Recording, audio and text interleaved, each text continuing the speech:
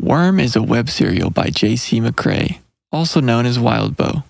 You can read Worm in its original format by visiting parahumans.wordpress.com or donate to Wildbow's Patreon at patreon.com/wildbow. This story isn't intended for young or sensitive readers.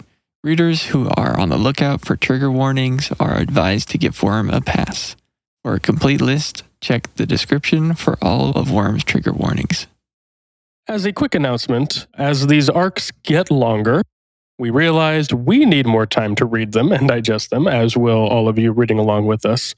So we are going to be splitting the future releases. Instead of weekly releases for each arc, we're going to go every other week. However, we are going to still fill that void in between with Dissecting Worm, which is now going to be its own release.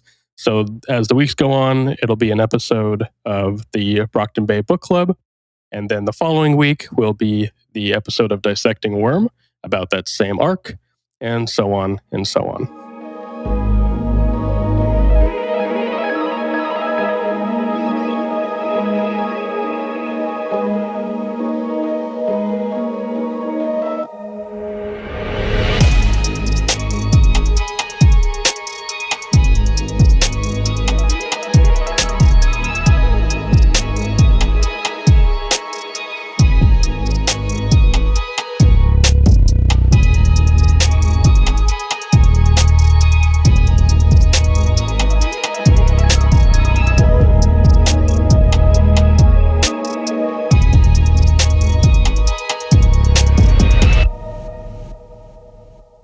Good morning, Brockton Bay. Batten your hatches and strap on your helmets. It's D-Day in Brockton. Indeed it is. Hope everybody's not afraid to get wet, as the good captain might say.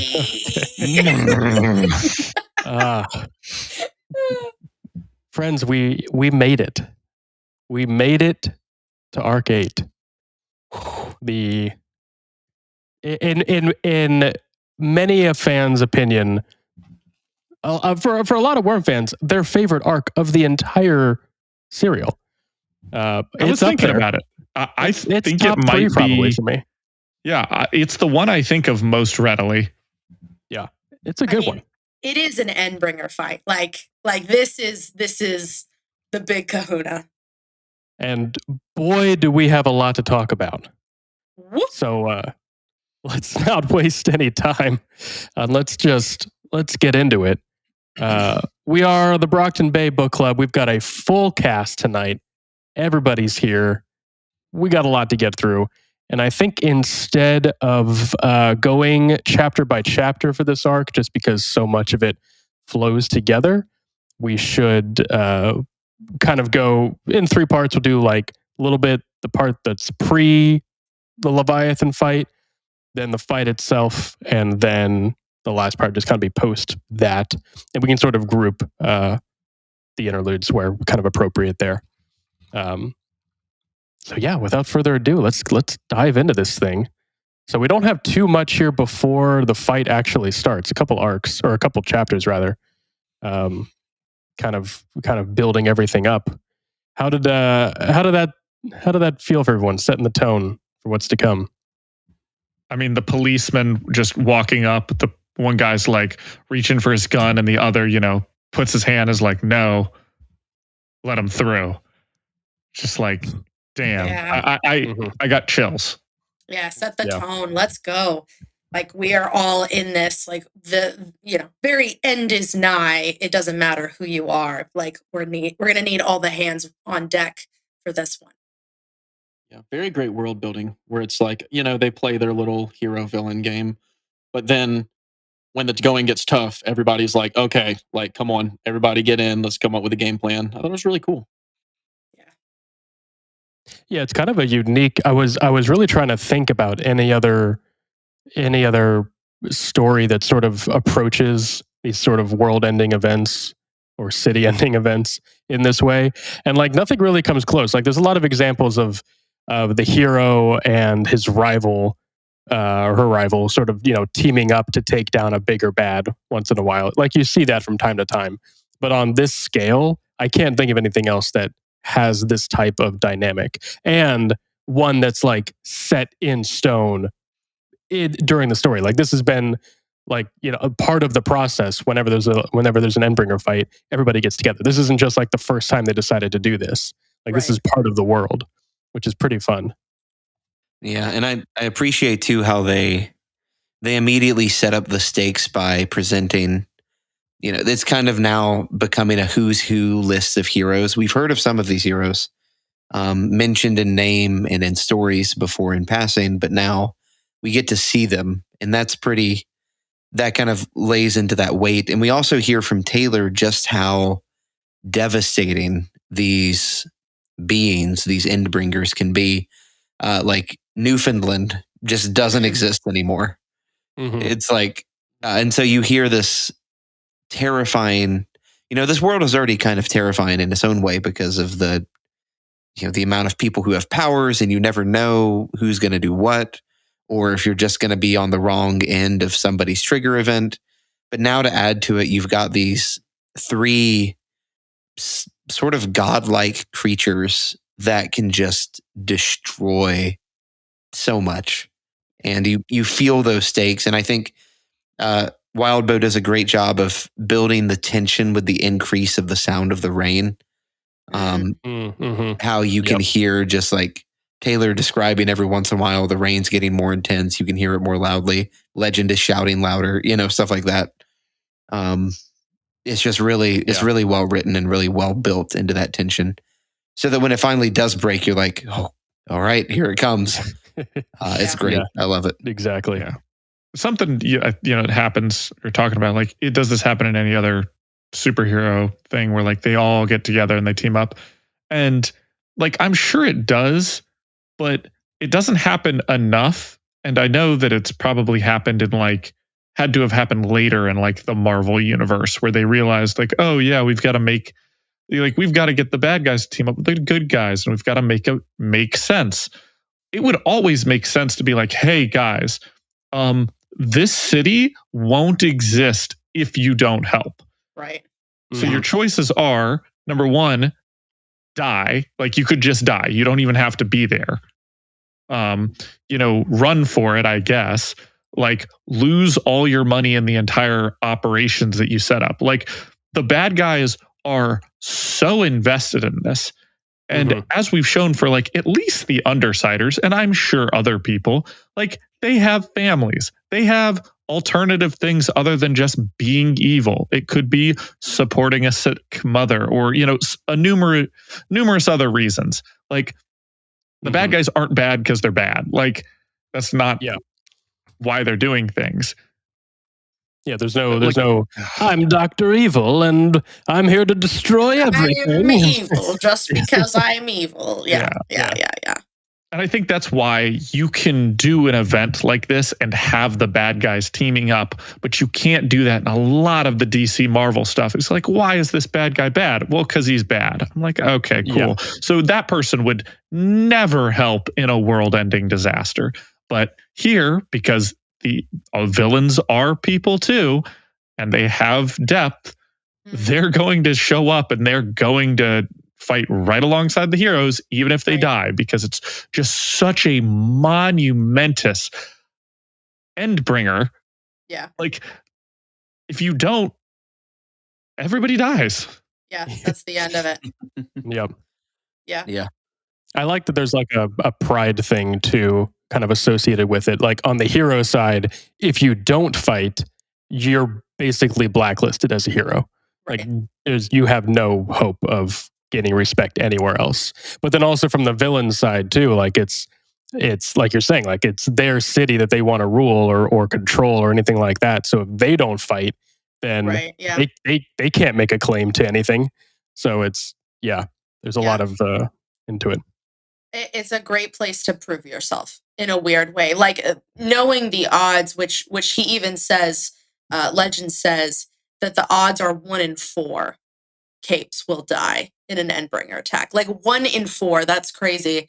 And yet, even with those odds, it's very much of like you can prove yourself here. You can prove yourself against an Endbringer, and you will either die and be memorialized because of your sacrifice, or you'll survive and you'll have the clout to say, yeah, oh yeah, the Leviathan fight, I was there, you know? And there's, and that like element to it is like such a sense of pride, I think, for the capes here of like when Taylor's standing in this room full of all these capes and she's looking around the room, it's like these people are here because they know the odds, they know how dangerous this is, and they're here anyways. Because she notes very early on, Coyle isn't here. Coyle isn't in the room. Where's Coyle? So Coyle's not here. So there are capes that decide not to go and help, or to to hide, or to flee, or to cover their heads, whatever they need to do. Like, but the people who are here, they are taking a stand. Whether that's, so they don't get blacklisted because they're a hero, or because they're trying to prove themselves, or they're just trying to stand up for their city. Like, the people here are, this is the people that have shown up, basically. Yeah. At the same time, I don't want to miss too that some of these capes, because we know that Vista is there. Some of these capes are incredibly young, and I just imagine it's like you're in like middle school English class, and you get a text. It's like, hey, come on, we got to go fight God. Right. Right. Isn't that the like the premise of every anime? Basically, pretty much. But no, I really do love that moment where Legend is kind of, he's giving everybody the lowdown, which again, this is I mean, we'll said it once, said it a million times. Love the way the Wild Bow gives out information to us as the reader without necessarily like spelling it out super, obviously, but literally Taylor and the others are getting a briefing on Leviathan. They're getting briefed, and Taylor, like, because we're listening to this through her perspective, we're hearing the things that she knows already, like Newfoundland getting completely dunked back into the water, but also things that she didn't know, like perhaps the odds, or how they're going to classify the breakup of capes into, who's going to be doing what. And so she's seeing some of these things for the very first time, and some of the things she already knows. But as the reader, we're coming to it blind, other than the conversation that she had with Lisa in the van all those arcs ago. Like, this is our first introduction to Endbringers, and it doesn't feel like we're getting this huge info dump. It feels realistic. Yeah, definitely. Yeah, a great place to put a little bit of exposition, which just feels very natural. I do want to highlight Legend's role here as well, only because obviously we don't know much about him yet, but he's really the first hero to me that has felt like a hero, in the sense of, he comes in and he's like, all right, people, here's what we got to do. Some of you might die, and I want you to know that I appreciate everyone. He comes in with like the Aragorn speech, at the battle, the hopeless battle kind of thing. And whereas other heroes have felt kind of less than, I think there's a nice highlighting of, Arms Master. We've been witnessing Avengers. What is it? Avengers West in San Francisco, and finally, one of the original Avengers decided to show up. Finally, Captain America, Iron Man, and all show up. Yeah, exactly. And it feels like that, right? Like the big three, as she. I think it's interesting too. We can talk about how she ranks people, because I find that fascinating. But like the big three, Eidolon, Legend, and Alexandria, just the way that they kind of come in and show like, these guys are the real deal, and you can tell. And let's just get ahead of it now. There are dozens of names in this arc. We are going to pronounce them as best we can, and we are going to correct the pronunciations when clearly the world is wrong. Yep, exactly. Is that a statement you want to make about anything specific, Jacob? I have one in mind, but I'll save it for a minute. I have one. Fair enough. I was gonna kind of itching, like this is where we get all the heroes and villains all together. Did we want to talk about like favorites now, since they're all gathered together, or do we want to save that for later? There's so many. This would take like an hour.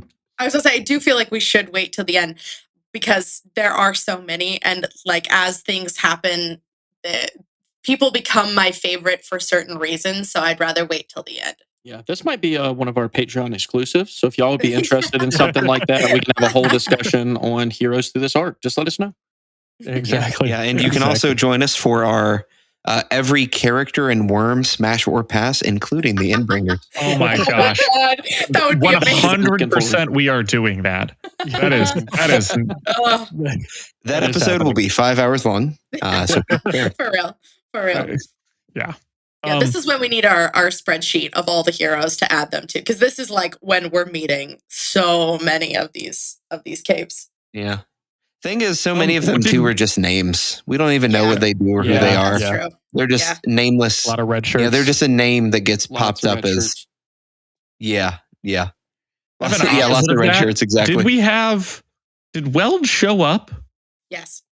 Okay, because they never said his name there, but I thought it was Weld. Yes. Does he? Which one is Does Weld? he? Yes. Yes. Okay. Yes. What does Yes. Weld do? All right. The metal boy with the spoon sticking out of him or whatever. Yeah. He shows up. He's the one that meets. So Taylor runs into him in the parking lot on the way in, and then she sees him that's fighting right. later on. And Oh, that's right. You're no, I'm absolutely pretty sure they do name him, but They name him in the end chapter before with Armsmaster talking about like who's coming in, who's getting traded. But then in this arc, they don't say like, this is Weld. They just say, it's a metal boy.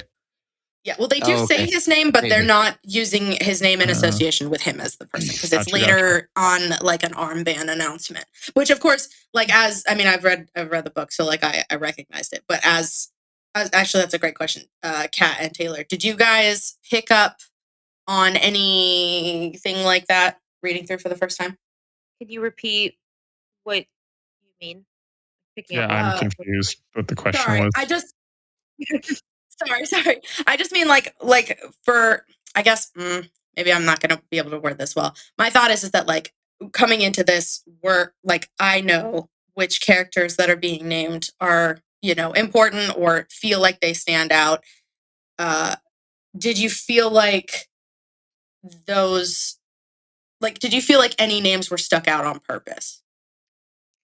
For me, I'll be honest, there were some sections where like I just can't absorb that much fighting. And this is me on every fantasy I've read too. Yeah. Like I'm not actually like I have no images in my brain whenever I'm reading. So descriptions of fighting is just blah to me. So I do not think that any names stood out to me because there was just so much being thrown at me, like so many names, so much happening, that I was just mainly trying to get the gist of like the overarching situation versus honing in on specific people.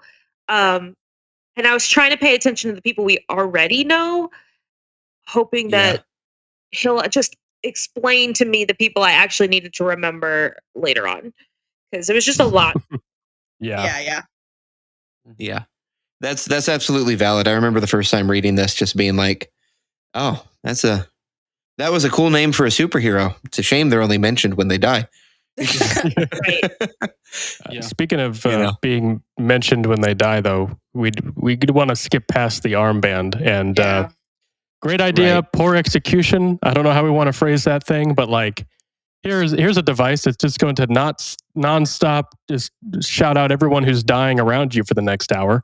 Yeah. Just great idea. But it's interesting. It kind of reminds me of like a weird little Apple Watch thing. And I think since this was written in 2012, was the Apple Watch in existence yet? I mean, I don't feel like that was with the information that we know so far about like the computers and like Taylor's school. Right. That's true. That's true. Yeah. Nope, it was released in 2015. Okay. And this was written after Spy Kids too, so the idea of a cool Right, watch was so already in effect. That's true. That's true. Right. Yeah. The old spy wristband is a common trope, I guess. But yeah.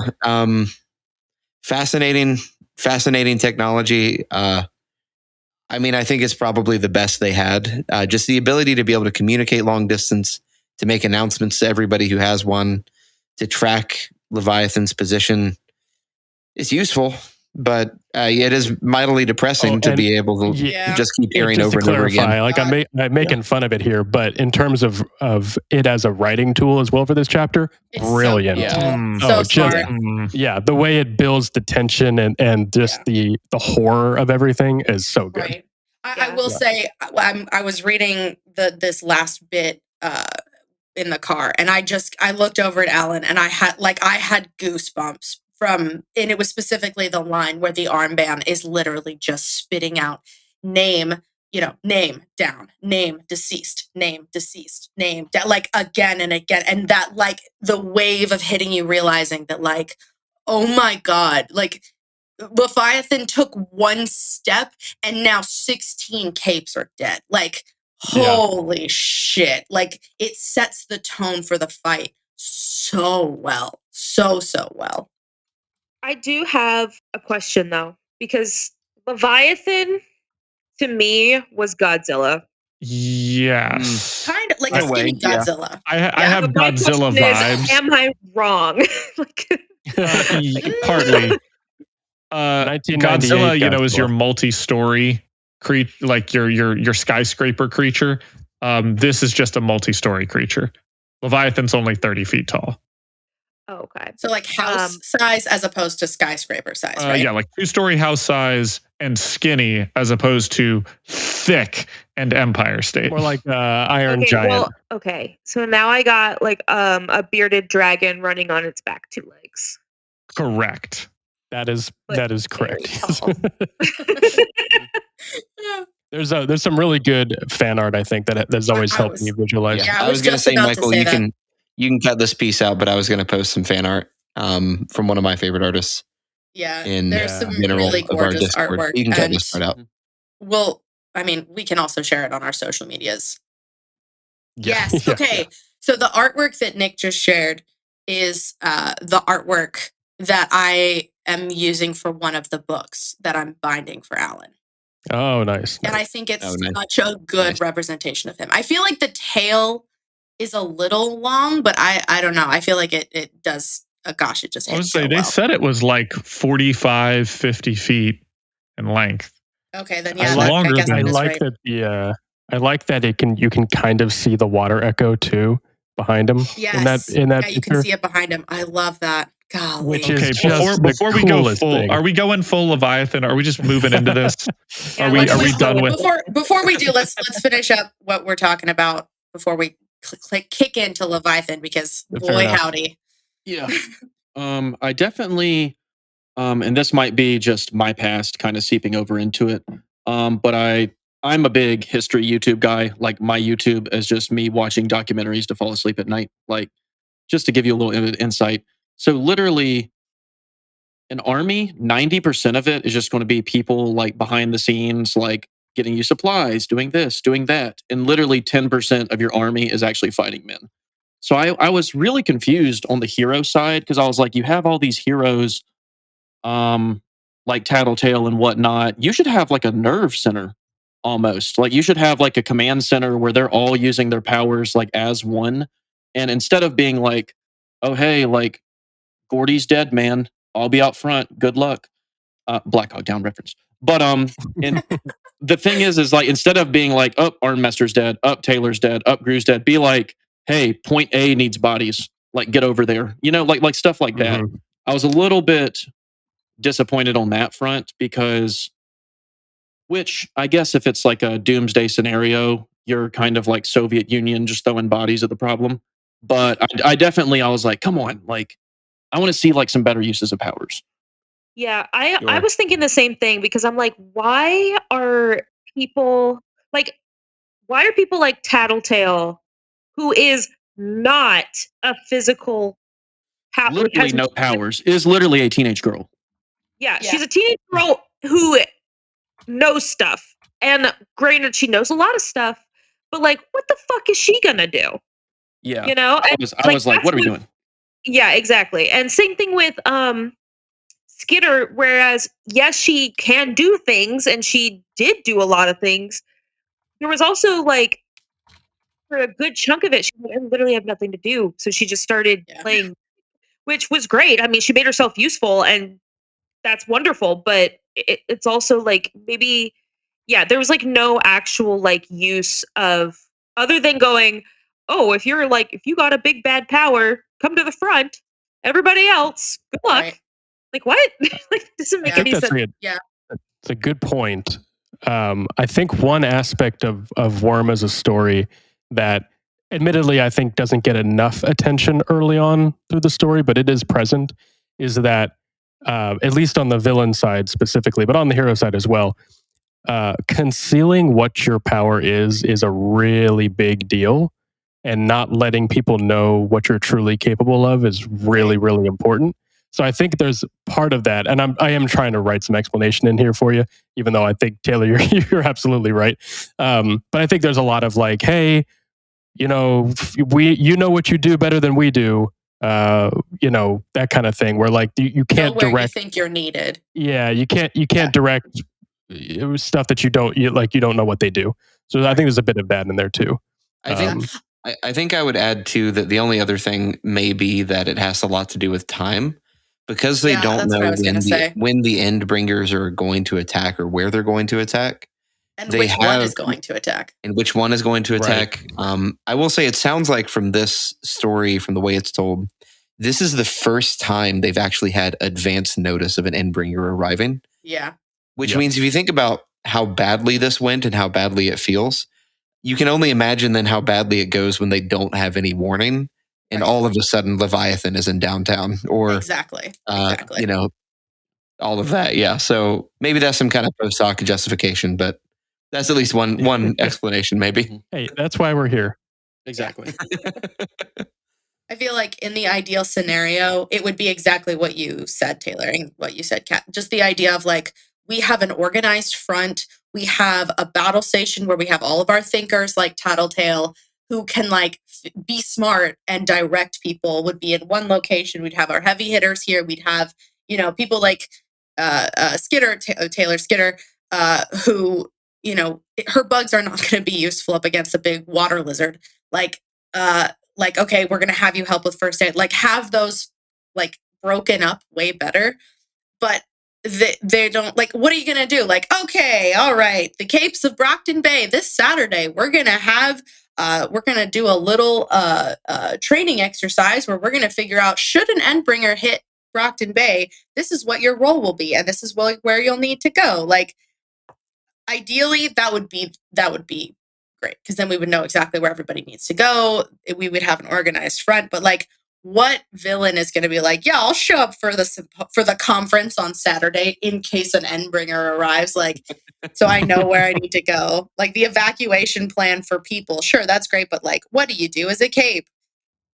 Like, I think that in an ideal world, that would be the optimal scenario, but like, in this sense, there's just no time.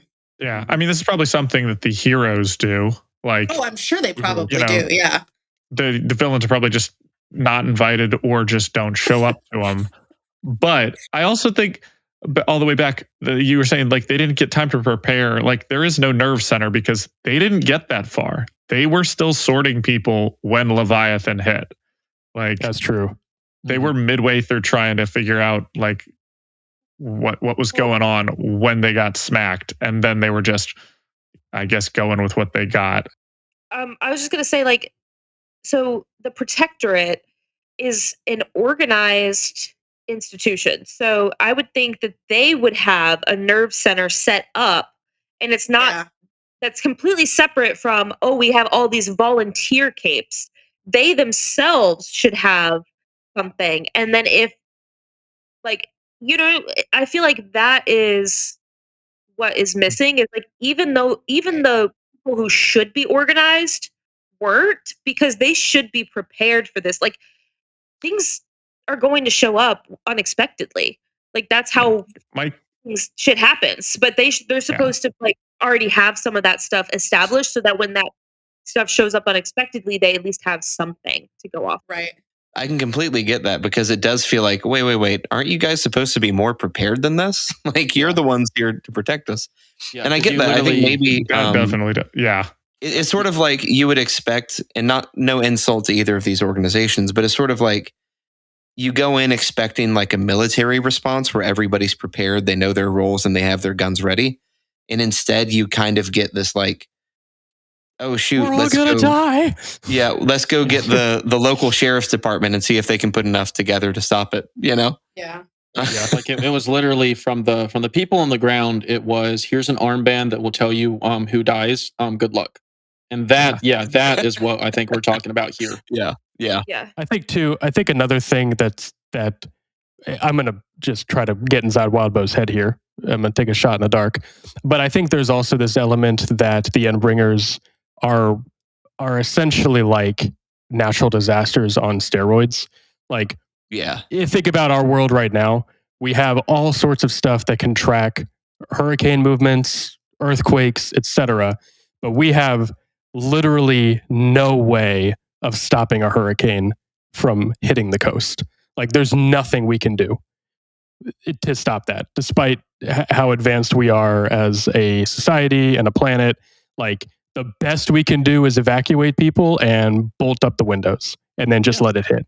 So, like, I think there's some of that element too, where Leviathan feels beatable because he's 30 feet tall and humanoid in shape. And that just feels like a fight we're used to seeing win. But they have never won. Right. Like, they have never, it's been 30 years of these Endbringer attacks and they've never beaten them. So part of me is also like, I wonder, again, trying to read into the story a bit here, but I wonder if a lot of the heroes are just exhausted. Like, what can we do except die, you know? Yeah. So, Jesus. We interrupt our scheduled program to bring you a word from our sponsor, Zencastr, a one-stop shop for all your podcasting needs. When we first started this podcast, we knew we needed a service that would let us record remotely. After doing some research, Zencastr was the obvious choice. We started using Zencastr and never looked back. It's super easy to record a podcast with Zencastr.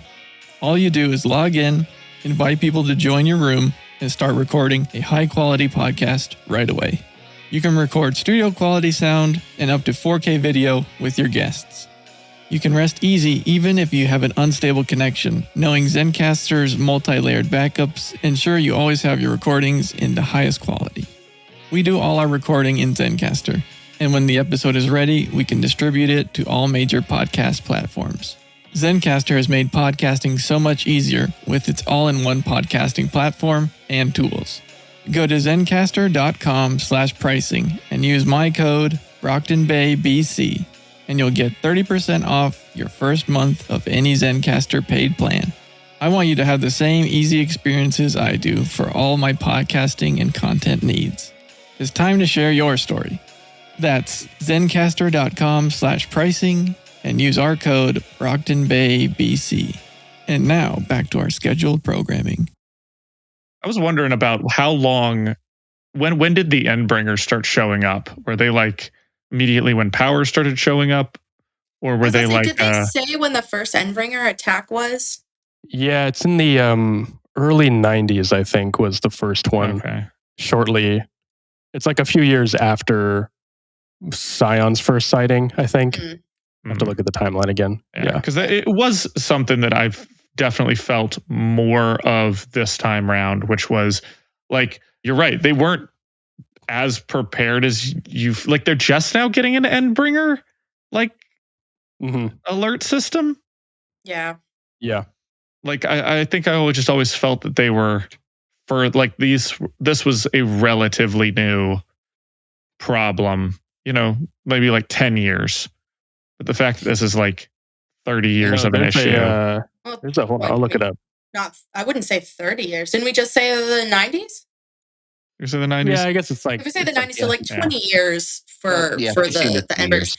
But like with them being so erratic, or I guess sporadic, and like never knowing what's going to hit, never really knowing, and like actually thinking about that in the sense of like, just like we don't necessarily know every cape's powers, we don't necessarily know every single thing an Endbringer can do either. And so like, we know only the big showed up stuff. twice. Exactly. Like Leviathan, I should say. Right. So like we have a general idea because we fought them before of like what they can do and things that we should be aware of. But like the idea of like, okay, well, we know that he's a really fast Leviathan's a really fast swimmer, and we know that he has his water shape. What's it called? I can't remember what it's called. Water echo. Yeah, the echo. Yeah, the water echo. That like he has these things that are, we know work, but that we learn more information every time he shows up. And the fact of like, well, the only way to like have a better detection system is for him to show up. And like, well, don't want that, but like luckily Armsmaster and Dragon have this system that they don't know if it works, and they're lucky that it pinged, like we're the only reason we had a couple hours, if that, to gather people was because of their system. And just to answer the question, Leviathan is the 56th Endbringer attack. Holy cow. 56th. Holy Yeah. shit. Oh, wow. Yeah, so that's Okay. what I was saying. Damn. Holy cow. I was going to say, because I thought it was way less than that. It's the first one that they were able to Detect. like get any sense of prepare Right. for. Yeah, detect. Yeah. God damn. Well, speaking of the Endbringer attacks, do we just want to go ahead and get into it? We kind of been talking for a little bit Yeah. now. We've been dancing around Let's it. do it. Yeah, Let's go do ahead and it. Whew, what a Gosh. fight. Holy macaroni.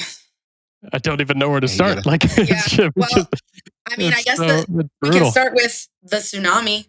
The tsunami hits, Yeah. and that right there is the first wave, if you will. But it's Oh. like before we've even seen him, he's already taken out capes. He's already taken out buildings, and he's already done damage. Mm-hmm. One thing that's always hard for me to grasp when I'm reading anything is speed. Speed is just sort of one of those things that's hard to visualize when reading. But like, you just get this sense that he is way faster than anyone was prepared for. Yeah. Oh yeah. Just crazy, just skidding around on the top of the water. I mean, really, he's got that image of the lizard just running across the water there. Mm-hmm. It's like that, but really deadly. Yeah. Yeah. Insanely deadly. Yeah. But yeah. And definitely nice to see like this like in-game level threat. Like it's nice to see like something like that and it actually has repercussions, I guess. Because a lot of the Yeah. time, like outside of war movies, like I feel like, especially for the superhero movies, like final battle with Thanos and Endgame, they're like at the facility. There's not a lot of people around except for like all the other heroes and everybody that shows up. So it's not like there's not like a lot of death, considering, if that makes sense, considering this is Right. like a galaxy-wide ending battle. So it was Right. definitely, it's not nice as in like, oh, I love seeing heroes die, but it's nice where it's just like, It's oh realistic. crap, like capes are dying, like capes that I've never even heard of. Like right. that's insane. Like he took a step and there was someone there. Why was that person there? Like literally just, it engrosses you, which I thought I Yeah. definitely appreciated. I think it's important for fantasy, sci-fi, whatever you want to call this overarching genre where they have frequent fights and frequent big fights, regardless of how super powerful they are. People need to die. Like Yeah. that you're fighting all the goddamn time. How is it that your group, granted, this is not the exception to that, but it's like very unlikely that like your group is going to 100% make it out. Right. And granted, we killed a lot of capes. I'm kind of surprised that not one of the undersiders were even severely incapacitated for a significant amount of time. So this is where the fun part begins when we talked about like Wild Bow rolling for characters. This is the arc he started rolling on.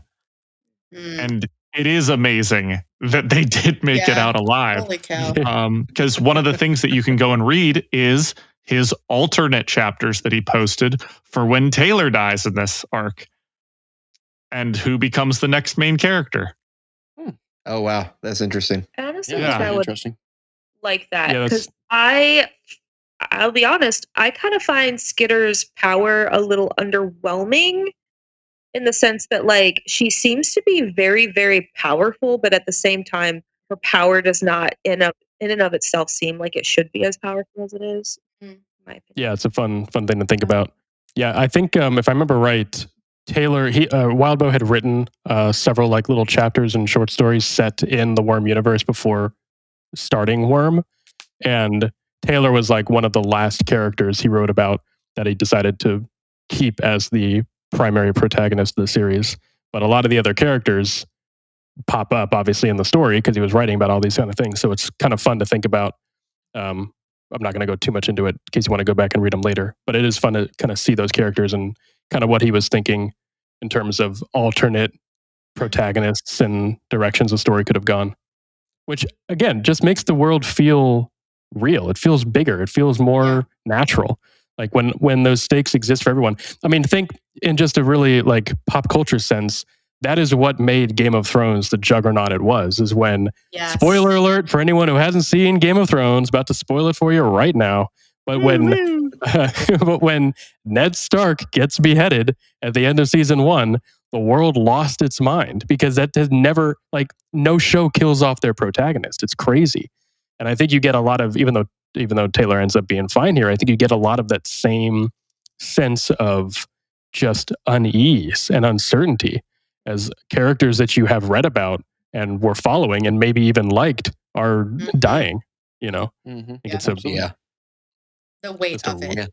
Yeah, exactly. Is very, it makes it a better reading experience when the deaths are actual deaths, not just, oh, it was a dream, or oh, we can bring this character back, or we can whatever. Like with what Kat said, like it feels heavy,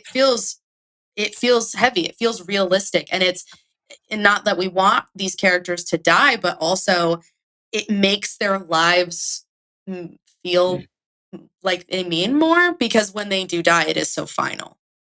Yeah. Exactly. Were there any character deaths that maybe didn't take anybody by surprise? Because I do feel like this is the kind of thing where we can understand, people are going to die. But just out of curiosity, were there any that you were like, oh, I can't believe that person's dead? Yeah. Definitely your favorite person, Nick. Kaiser. Yeah, that one. Yeah. When I saw Nick's boy get taken out, I was like, holy cow. Yeah. Like that, yeah. I mean, because we don't even see it. We just see Leviathan coming around the corner with half a body. Yeah. Oh God. What a hit that was. Holy shit. Reading it and being like, because like mentally, it's one of those, it's my favorite thing. Mentally, people are about to die. And mentally, as a reader, people I know are going to die. But even reading it again, I couldn't remember who died in this arc. And with his, and Leviathan just drops half of a Kaiser. And I'm just like, holy shit, we were just fighting Empire 88 an arc ago, mere pages ago. And now he's half of a person dead. Like, what the heck? Right. But also, like, does this mean Leviathan is anti-white supremacy? So, right. Leviathan, I guess. I think he's genocidal towards just people. Yeah, he's like, he's an equal opportunist when it comes to killing people. Yeah, bias is not his problem, except towards the living. I mean, he just fucking turns and tail whips a man in half at one point in time. Like, every time Leviathan moves, somebody dies. Yeah. But not Taylor. Yeah. But not Taylor. Yeah. But there is that one too. And I would also say that Gallant, even though it's only kind of mentioned and you don't really feel it until later, that was another one that I was like, oh yeah. Like that was, again, it was one of the kids, so to speak, right? Where it's like, oh, shoot. That's how I felt about same with Aegis. Yeah, and so I was just about to say that. Aegis kind of hurt because I think he doesn't die till like very close to the end of the fight. Like he's fighting throughout most of that fight, surviving everything as you would expect him to, from what you know about his powers. And like I can't remember exactly if it's pinpointed or not, or when it's revealed, but he had to be like one of the last ones to die. And I just remember thinking like he was so close. Yeah. He almost made it. Yeah. Ugh. I'm trying to find a list right now of everybody that dies in Arc 8, and I can't find it, unfortunately. But I really, it really gets to you at a certain point where you just, it's the, like I said before with the armband, just name after name after name. And like I think Nick, you said this earlier, of like you hear a name and you're like, oh, that's a great name. Too bad they're dead. Like that's the end of that, I guess. I was also thinking about with the armband, when the armband marks someone as deceased versus someone as down. If down means like considerably injured, or if down means unconscious, or whatever that might be. But if it's unconscious, how many people that got knocked down that weren't able to be saved right away died because of just the water, just the tidal waves kicking through the city again and again and again, that just got drowned underneath it all.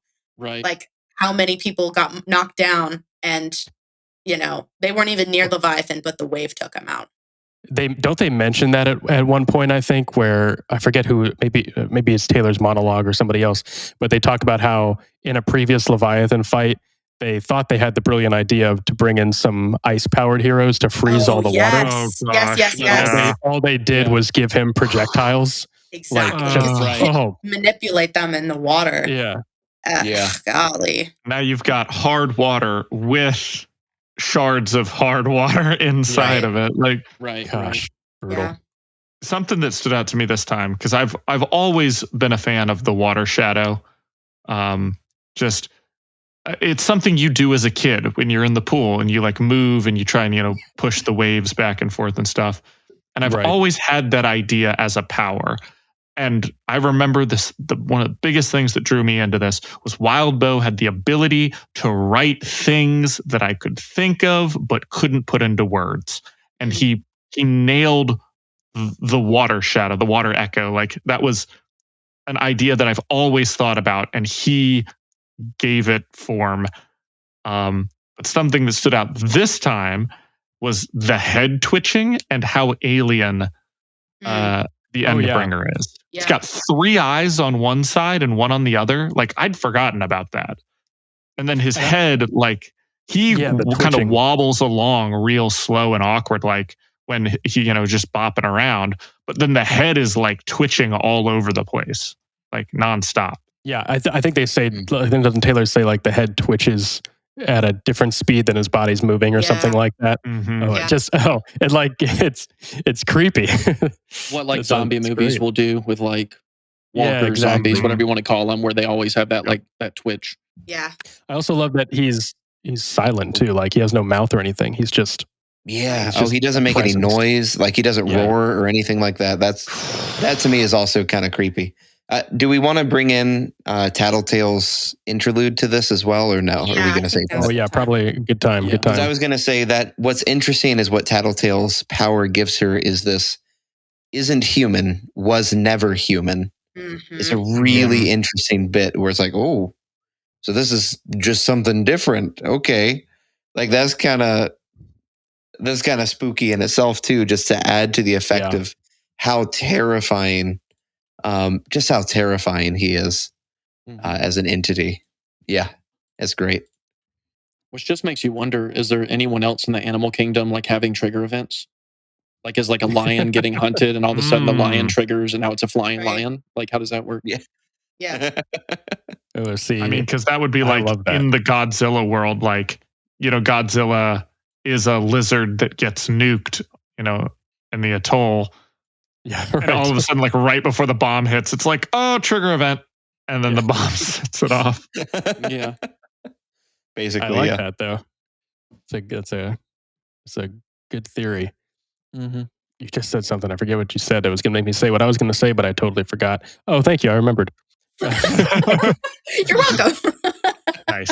I love. I was going to say in Tattletale's interlude, really fun way of showing her power working. Just sort of the quick choppiness of information Yes. being sort of sparsed and pieced together. Mhm. Yeah, really fun seeing her power finally explained, if you will. Yeah. Understand how she gets information. You Yeah. also get to see the backlash too. Like we've seen Regent, has the thing where like his Right. nervous system starts to short out if he overstrains. And for Lisa, her backlash, she gets a killer migraine headaches. from all Yeah. the Yeah. Yeah. incoming information. And it's interesting with her interlude here where we're, kind of jumping back and forth between her early days and now the early days of her still kind of figuring out her power and like the way that she's, she's in the store and she's looking at the guy and she's making these assumptions and her brain is kind of rattling off in a direction and she has to physically, well, I mean, not physically, but almost physically stop her brain and like reroute it back to the original track and be like, no. We're going off in a direction we don't need to go. Like, come back this way, go in this direction, like picking up a kid, literally physically moving them and, pushing them in a different direction in that same way. And how when she's, she's the trying to steal sunglasses or a jacket, whatever it is, she's still figuring it out and she has to, it takes more effort for her to rechannel the thought process as opposed to jumping forward and her looking at Leviathan. She can channel, rechannel or track her brain in a different direction a lot faster. Like her acknowledgement that her brain is going in this direction is a lot faster than it used to be, which I mean, obviously she's just getting better at her power, but it's super interesting to get a more of an insight into her and how that works. Mm-hmm. Yeah, I did. We can come back to this in a second, but I did find a list of it on the wiki. There's a list of names from the monument, so we can go through that later if you want. Yes, please. Which I don't even think the monument had like half the people that died. Yeah, but but it's the ones we want to remember. So yes, it's the important ones. No, I mean, I think Hannah, you bring up a good point. That's kind of just worth thinking about long term. It's not spoiling anything. Don't worry, guys. But just kind of, it's an interesting sort of, I think, philosophical thought that keeps coming back as the story progresses. Is just how does the trauma of these events and these fights affect their powers or their personalities, essentially, like who they are. It's just kind of an interesting theme that I think pops up quite a bit throughout the whole story. I will vote for saddest on text death, even though we really don't know them too much before this fight. Loosely, I will say Shielder's death hurt only because of Laser Dream and yes, what's his mother's name? Photon Mom. Photon Mom. Yeah. They're like God damn. just dead expressions trying to carry on afterwards. Just hurt so bad. And these are characters that we've really only heard about up till this point, and still like brutal death followed by just seeing that loss was rough. I mean, just going through New Wave's losses, you have Shielder, which is Laser Dream's brother. Yep. And Lady Photon's son. I'm pretty sure we also lost her dad in this fight. Okay. And we lost Gallant, which is, her cousin's boyfriend. Like all the men in that family are dead. Yeah. Oh gosh. And then just the look, the exchange that happens between Photon Mom and Laser Dream when they're trying to decide who's going to take Taylor and who's going to fly her, and kind of this moment where Photon Mom is literally it's the phrase that we hear quite a bit of, like a parent should never outlive their child. That's just wrong, and kind of this moment of her realizing, like, I am letting my, oh my gosh, I'm literally crying right now. I'm letting my daughter go off, and I just lost my son, and I'm letting her fly off into death, and like, whew, it's yeah, rough. and just her the absolute resignment, of just, she says like, I'm the better flyer, I should go. And she just, okay. She just kind of agrees and lets her go. And that thought of like, you don't know if that's the last time you ever see your daughter again. Like, that's it. And, oh man. Woo! That's a killer. That's a killer right there. At least we can say that most of these deaths were quick. Yes, hopefully. good Like, Lord. Yeah. Although, drowning. I don't know about drowning. They had the true. fat man was the one that I thought of with the drowning, where like Oh, Taylor's yeah. forced to make the decision, like, Gosh. I can't take him. Can't. Yeah. Yeah, that was rough too. The other one I think of is just like, it's the person. There's a line that says, she looks down and she's got like the leg floating by her. Oh God. And then she like is Yeah. trying to take care of the one woman, and then like the fire guy comes over and she's like, "You, what's your power?" And she's like fire. She's like, "Is it radiation?" Like, no. She goes, "Burn the face," and he goes, "It's half scraped off." And something about that, just I had a visceral reaction where I was like gripping the table while I read that. Yeah. Absolutely. I feel like there were so many points in this arc that were just like, it gave me goosebumps, either in like a very good way of, being proud of our capes of Brockton Bay, or just absolute horror. Yeah. Moments like that. How about rolling up on Mr. Gladly and literally being like, my God. being like, I could not do my job like you didn't do yours, and I was Holy like, shit. damn. I was Talk like, about a heavy moment. I was like, damn. And she starts to go, and you think she's about to leave him, and you're like, damn, cold-blooded. Cold-blooded. What she does get is that arguably maybe is that Taylor's first like hero moment is turning around there. It certainly feels like it. Yeah. Because it's a little on the nose, a little cliche, but I did love it. A little bit. Yeah. Because otherwise, that'd be one of the very first, like, for real cold-blooded villain moments. Yeah. Right. Absolutely. Yeah. And it could have triggered Mr. Gladly. I'm kidding. Yeah, and you don't want that motherfucker getting powers. He already triggered. He got the asshole power. No, it definitely was a crossroads for her. My ability is to ignore kids' problems. But no, it definitely was, I would say, definitely a deciding moment for her, for sure. One thing I like about that moment is up until this fight, Taylor has been pretty much outclassed in all of her fights. She's powerful. Like, she's got a pretty strong power and a really terrifying power. But like Lung and even Bakuda and Night and Fog, like all of these fights, she's really outclassed, but manages to find a way to win or survive in light of that, because she's smart, can think on her feet. She makes use of her powers, her scenario, her surroundings. I mean, whatever the case may be. This is the first time where she is outclassed, and there's no, there's nothing. You're not getting out of this. There's no way she's getting out of this. And so for her to turn around at that moment, I loved it, because it was like, she knew that it was hopeless. There was no, she wasn't outsmarting this, but she was turning around because she wanted to. It was just it felt very earned, for as cliche it was. Exactly. Yeah. Right. Yeah, she was going to try, moment. Which, very, very good moment for her. Right. I think a lot about, because we're from Taylor's perspective, we can, see her internal monologue of the things.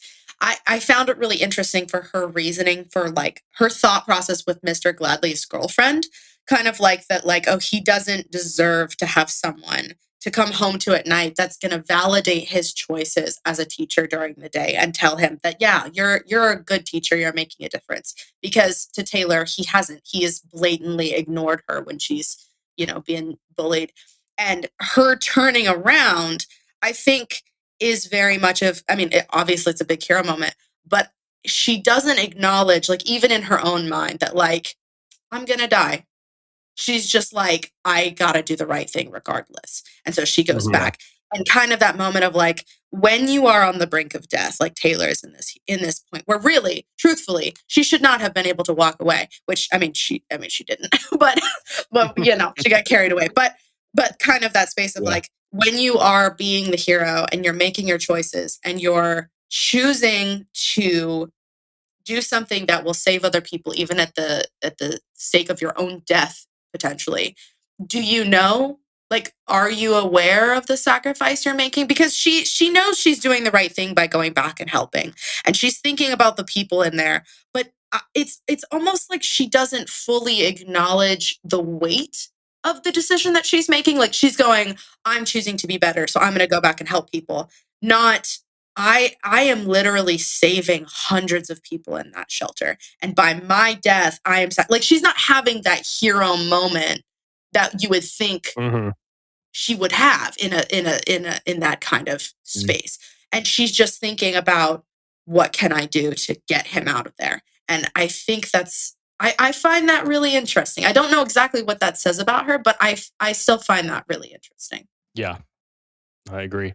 We've kind of been dancing around the scene. We've talked before and after it. So let's just fill in the gap here with formerly Arms Master, now Arm Master. Yeah. Oh my God. So Clock Blocker freezes Leviathan, which, oh my God. Bless our little Clock Blocker boy, my boy. The hero of the day. Oh, yeah, he freezes him, and then someone goes, "Get him the fuck out of there!" Oh man, yeah. Holy shit! My other boy, Trickster, comes in and gets to save the day. I was gonna say the Trickster Velocity combo. Oh, yeah, love it. Love it. Love that. Yep. Love when capes work together. It's so sad. Which I do love. I love that Wild Bow is realistic with the heroes, and we'll get to Arms Master and how he is in a bit. But just even with Trickster, Arm Master, we'll get to that in a second. But even like Trickster, like monologuing a little bit and being like, "Yep, at least you're useful in death," and Taylor just being like, "Dude, what the fuck?" I loved that. That was great. Right. So the fight, Arms Master versus Leviathan. What a fight! This Batman motherfucker. For real. I've analyzed all your moves. And I've got a contingency plan for all of you. So much. I've got kryptonite in my back pocket. That was the scene that I texted you guys that he was such a fucking dweeb. For real though. I was listening to that and I was like, this is so cringy right now. And for me, that was when I texted the group and said, no spoilers, but this arc shows me that Arms Master is definitely a weeb. Because he's absolutely the guy watching anime and being like, I'm going to say that one day. Oh, yeah. That's going to be me. I stopped reading and was like, hang on, went on Spotify and push it to the limit. And I had to like have that in the background while I listened. And then he becomes Arm Master, and I was like, oh shit. It goes from what I learned here was Trickster is a guy who read way too many comic books. And over here we've got watches way too much anime. Yeah, for real. Yeah. I will say I know it's cringy. I know, but I love it so much because he's even acknowledging it's like this is the perfect camera pans, up close, Arms Master. You don't even know what I'm saying, do you? Watch out! Like it's so so good. It's so good. Like the no look. Yeah. You like if you are the hero, like be honest. If we were all capes and we were up 1-on-1 against a big boy, you cannot tell me that we wouldn't monologue at least a little, because I know I would. And it would be just as cheesy, if not worse. No, because you never let them catch you monologuing. We all learned this. We all know this. But it's different when you're in the moment. You got to do it. Would you monologue as a performance for everyone around you? Or would you be like talking to yourself and this monster with no face? Or no mouth or whatever. It'd be like me playing basketball in the backyard as a kid, where I'm like, Taylor Fallow goes for the 3-point. He scored. Like it would literally. I'm in a world made of cardboard. The way Armsmaster did it was so performative. Like he wanted to like announce, and he wanted to be heard, even though like he's in the midst of a fight. Like he wants to be the one with all the glory, and the fact that is, I don't know, and it was just so cringy to me. Yeah. To bring it back in though, what I love about this, and I love Armsmaster's character in this whole story. One thing I love, and this goes back to what you were saying earlier, Taylor, was that he has a really good system, not perfect, obviously, but a really good system for dealing with Leviathan. And like, imagine if he, instead of showboating, instead of letting his big ass ego get in the way, imagine if he was coordinating with the armbands and his AI system. Directing capes where to go. Like you get the sense that they probably could have won if they were all using that, but he had to keep it for himself. Right, like just sharing the knowledge that he had. Like you've been studying, and you're not going to tell everybody else, just so you can get to this moment where you're the one that is saving the day because you want to be the big good, which is why even from the beginning I was like, this is not a superhero that wants to do good. This is a superhero that wants everybody to see that he does good. Like it's not the same thing. Yeah, but you get the sense that Armsmaster really isn't on the same level as like Eidolon and Alexandria and Legend, like the big three, who when they show up, they're like, war paint's on, here's the game plan, let's go to work. Like Armsmaster just isn't thinking in that same frame of mind. Like to him, there's still like status and ego associated with this fight when the others don't have that. And if we refer back to the interlude right before Arc 8, wasn't he getting like demoted and like sent away? Yeah. Yep. So this is like a big hoopla for him. And like he probably was looking at this as, oh yes, I get to redeem myself, versus like, fuck, this whole city could be flattened if we fail. I think it's a very good if you think of the movie Hacksaw Ridge, sorry to spoil it for those that have not seen it yet, but there's a scene where the new company of soldiers is about to go into the battlefield, and they have a couple of people from the last company that are still alive.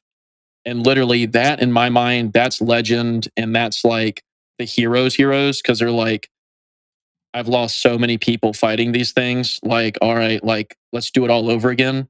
Whereas Armsmaster is like, oh, well, I'm good, and good always triumphs over evil, so I'm going to go out here and beat this thing. And then he's just laying there without an arm, just like, years of academy training waste. Just at the tea table with a Woody, but Oh man, that's going in. Well, no, that's going in my no context. You get the sense that Armsmaster, and maybe all of the heroes, but particularly Armsmaster in this case, one of the sneaky things that they introduce you to early on is Legend mentions how, although Leviathan does not appear to be as smart as the Simurgh, one of the other Endbringers, they've noticed that it is strangely intelligent, and to be cautious of that, right?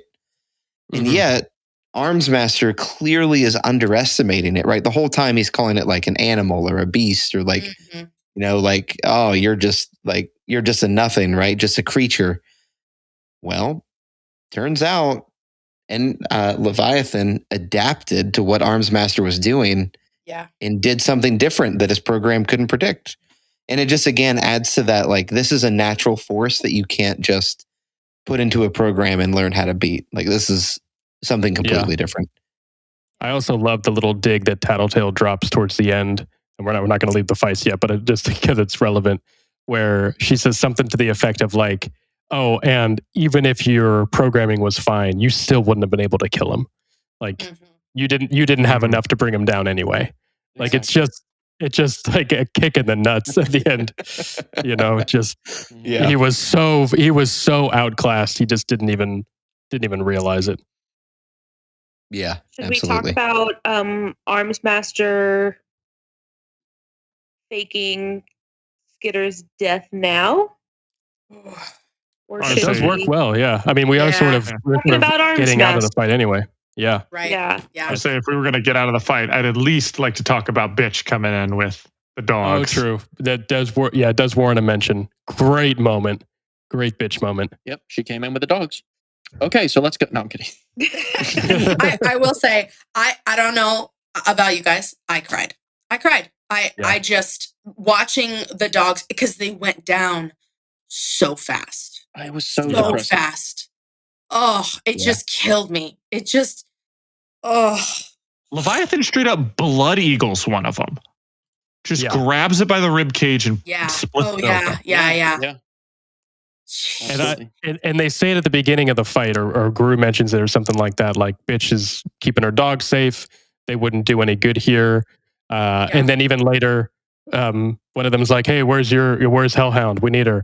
They're like, "You don't Yeah. need her. You just want the disposable soldiers that she has because Yeah. you know that Exactly. Yeah. my time." Mhm. Exactly. But she comes in clutch when Taylor needed her most and was about to drown. Exactly. Yeah. Oh, It's Yeah. like so she good. knew. It's like she knew. So my question is, where was she? Where has she been that she happened to just arrive right when Taylor needed her? She was in that building overlooking. Yeah, that's my I'm thought. kidding. Like she's just No. like just going from building to building, just watching Taylor, just like Waiting. Following Taylor on rooftops. I wouldn't be opposed to that line of thinking. Mostly because like we know that Taylor and Rachel have connected so well in the past, couple of arcs, and they've really bonded. And if Rachel is viewing Taylor in a way as accepting her as part of the pack, it makes sense that she would keep an eye on the Undersiders, out of sight, but be ready if she needed to, because she shows up right when Taylor needs her, like immediately, as if she were Well- waiting behind the corner. Just as a quick question on that too. When Leviathan was there, Taylor was kind of mentioning that it was sort of close to her neighborhood. Is it maybe partially too because this is where Rachel's new setup for her dogs might have been? Maybe so. Yeah. Oh, that's possible. Yeah. that makes sense. In Yeah, 'cause my we don't- in So my head maybe canon. she just happened. I know Taylor, our Taylor, was kind of joking about it, but maybe she really did like look outside and was like, "Oh crap, Leviathan's close. Oh shoot, Yeah. that's Taylor." Yeah. No. In my mind, she's been watching the whole thing, and she's been saving each of the Undersiders this entire time. She saves Tattletale. When Lisa fell off the roof. Yeah. That was Bitch. Yeah, she's just kind of She's saving just them all. ready to save her people. Yeah. I love And it. then Scion comes in and just Oh, fucking laser Wow. beams down. oh my gosh. His backhand, because at one point he just bitch slaps backhands Leviathan. And it just, and I love that because Taylor describes it as he makes no sound. There's no, he's not, there's just nothing coming from him whatsoever. And these hits are only, loud because of Leviathan when he goes smashing into things, because Scion has just, chucked him 4 blocks. But like, he's so still and calm and quiet. And the things that he does are so, like, it feels like he's not even thinking about it. Like, he's like, yes, I'm here now. You are coming at me, so I'm going to backhand you. Who does he look at in disgust again? Eidolon. It was Eidolon, that's right. Because even like in the middle of the fight, he like without having facial expression, he still looks at him like in Yes. disgust, where he's just like, "Y'all are so beneath me that here I have to Yes. come and do this again," And Ugh. that feeling of power, I was just like, "Oh my gosh." Oh, goosebumps. Well, and they say at the beginning too, they're like, we're basically just fighting. hoping that Scion notices us that he'll show and, up. Exactly. and come Yeah. to You save know, the day. that he stops the helping the mugging that he's saving Yeah. some poor old lady from, to go and help the freaking Endbringer fight. Like, jeez, well, in a way though, that does like make it clear that like Scion is not like, he can't be bought. Like, he can't be persuaded to like, oh yes, come help us when an Endbringer shows up. Like, no, he goes where he's needed, and whether that is a mugging or a house on fire or a fucking Endbringer, like, he will go where he feels he needs to be. And that's Yeah. I think he's definitely lawful good personified. Like, I think he probably stopped 5 muggings because they happened first before he went to Endbringer, because he's just like, all evil is evil. Like, I must vanquish it all. Exactly. Yeah. I get that vibe so strongly from him. It's just so like, it's the cool, calm, collected thing that is just like, ooh, gives me shivers. Like, he's just so, yeah. Ugh. Yeah. I mean, we talked about cool. Leviathan being quiet and basically mute as Yes. well. Imagine just the two of these guys fighting. It's just the sounds of the rain and when they crash into buildings. Yeah, nothing else. Ugh, so cool. And that in comparison with Arm Master's showboating, if you put those two things side by side, where you have Arms Master, giving his big speech on like, oh, you're nothing but a beast and I'm going to put you down. And then Scion, the real powerhouse, showing up, doesn't say a fucking word. Like, that is such a baller move. Like, damn. I love the scope and width of power level in Worm, where you have there's no misunderstanding about who the strongest person is in the room, compared to, I don't know about if anyone else. I was a huge fan of, as a kid, watching the DC animated show, and like in that show you would have Batman kicking Darkseid, who's like a personification of half the evil in the universe, right? So like, there was just no comparison. Like, there's no way to compare that. But just the sheer difference between even like Legend and Alexandria, who we understand to be near invincible, going down to Leviathan, who in turn can only run from Scion. Like, it's just this crazy levels of power that's really hard to grasp. Mm-hmm. Just having a trigger event and being like, oh my God, like I'm a tinker, like Arms Master. And then you make something and you're like, oh no, I'm Leet.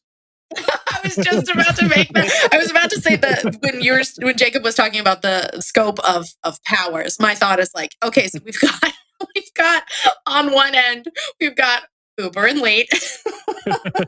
And like on the other end, we have like the golden god himself, Scion, just like absolutely wrecking this Endbringer shit. Like, ugh. Which, by the way, do we think Uber and Leet were live streaming this?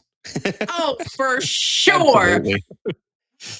I'm going to be honest. If there were any villains that weren't at the fight, it was definitely Uber and Leet. It was them. Yeah, I was about to say, I don't think we ever saw them or heard mention of them, so I feel like they probably like dipped out and recorded from a safe space. It's okay. Nobody had respect for them either. No, they went to get an armband and someone was like, no, it's all good, civilian. No, bro, we're good.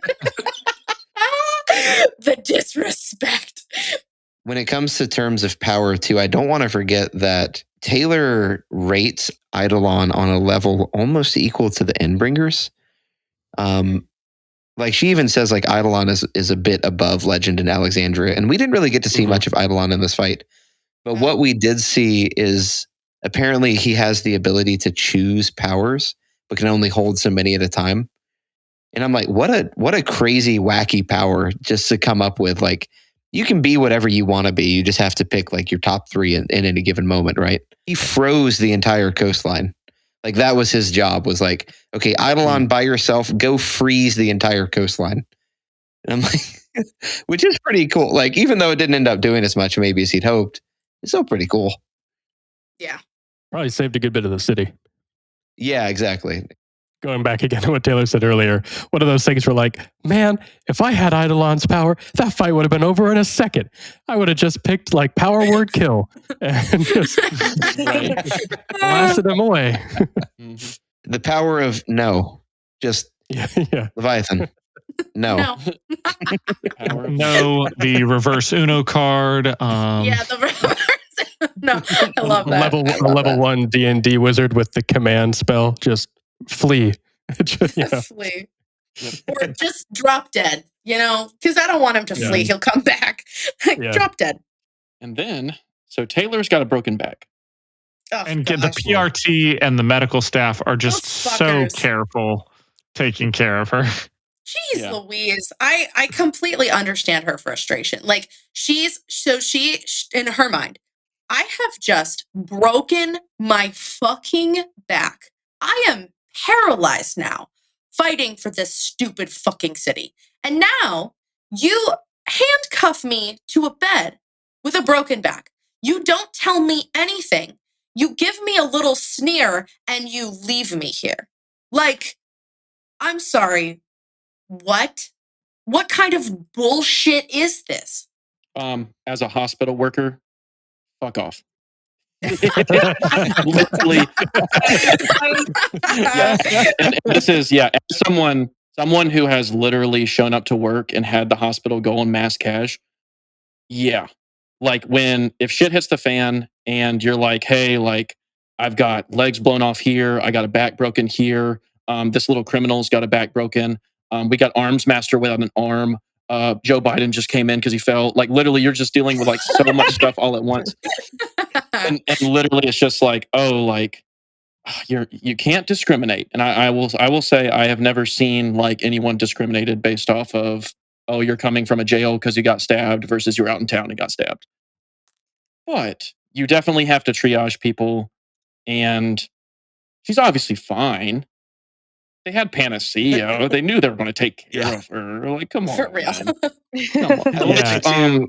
Oh, go ahead. I will say too, on that too, Taylor, I feel really bad for the poor little like nurse in training who's just like, she's like, I'm so sorry. I have no idea what's going on.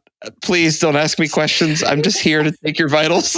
She's like, started my first nursing class yesterday and they brought me here. I have no idea what's going on. Literally, my application is still in my mailbox. And in all seriousness, if this is like, what did we say this was? Like 2012? Yeah, ish. Yeah. Around-ish.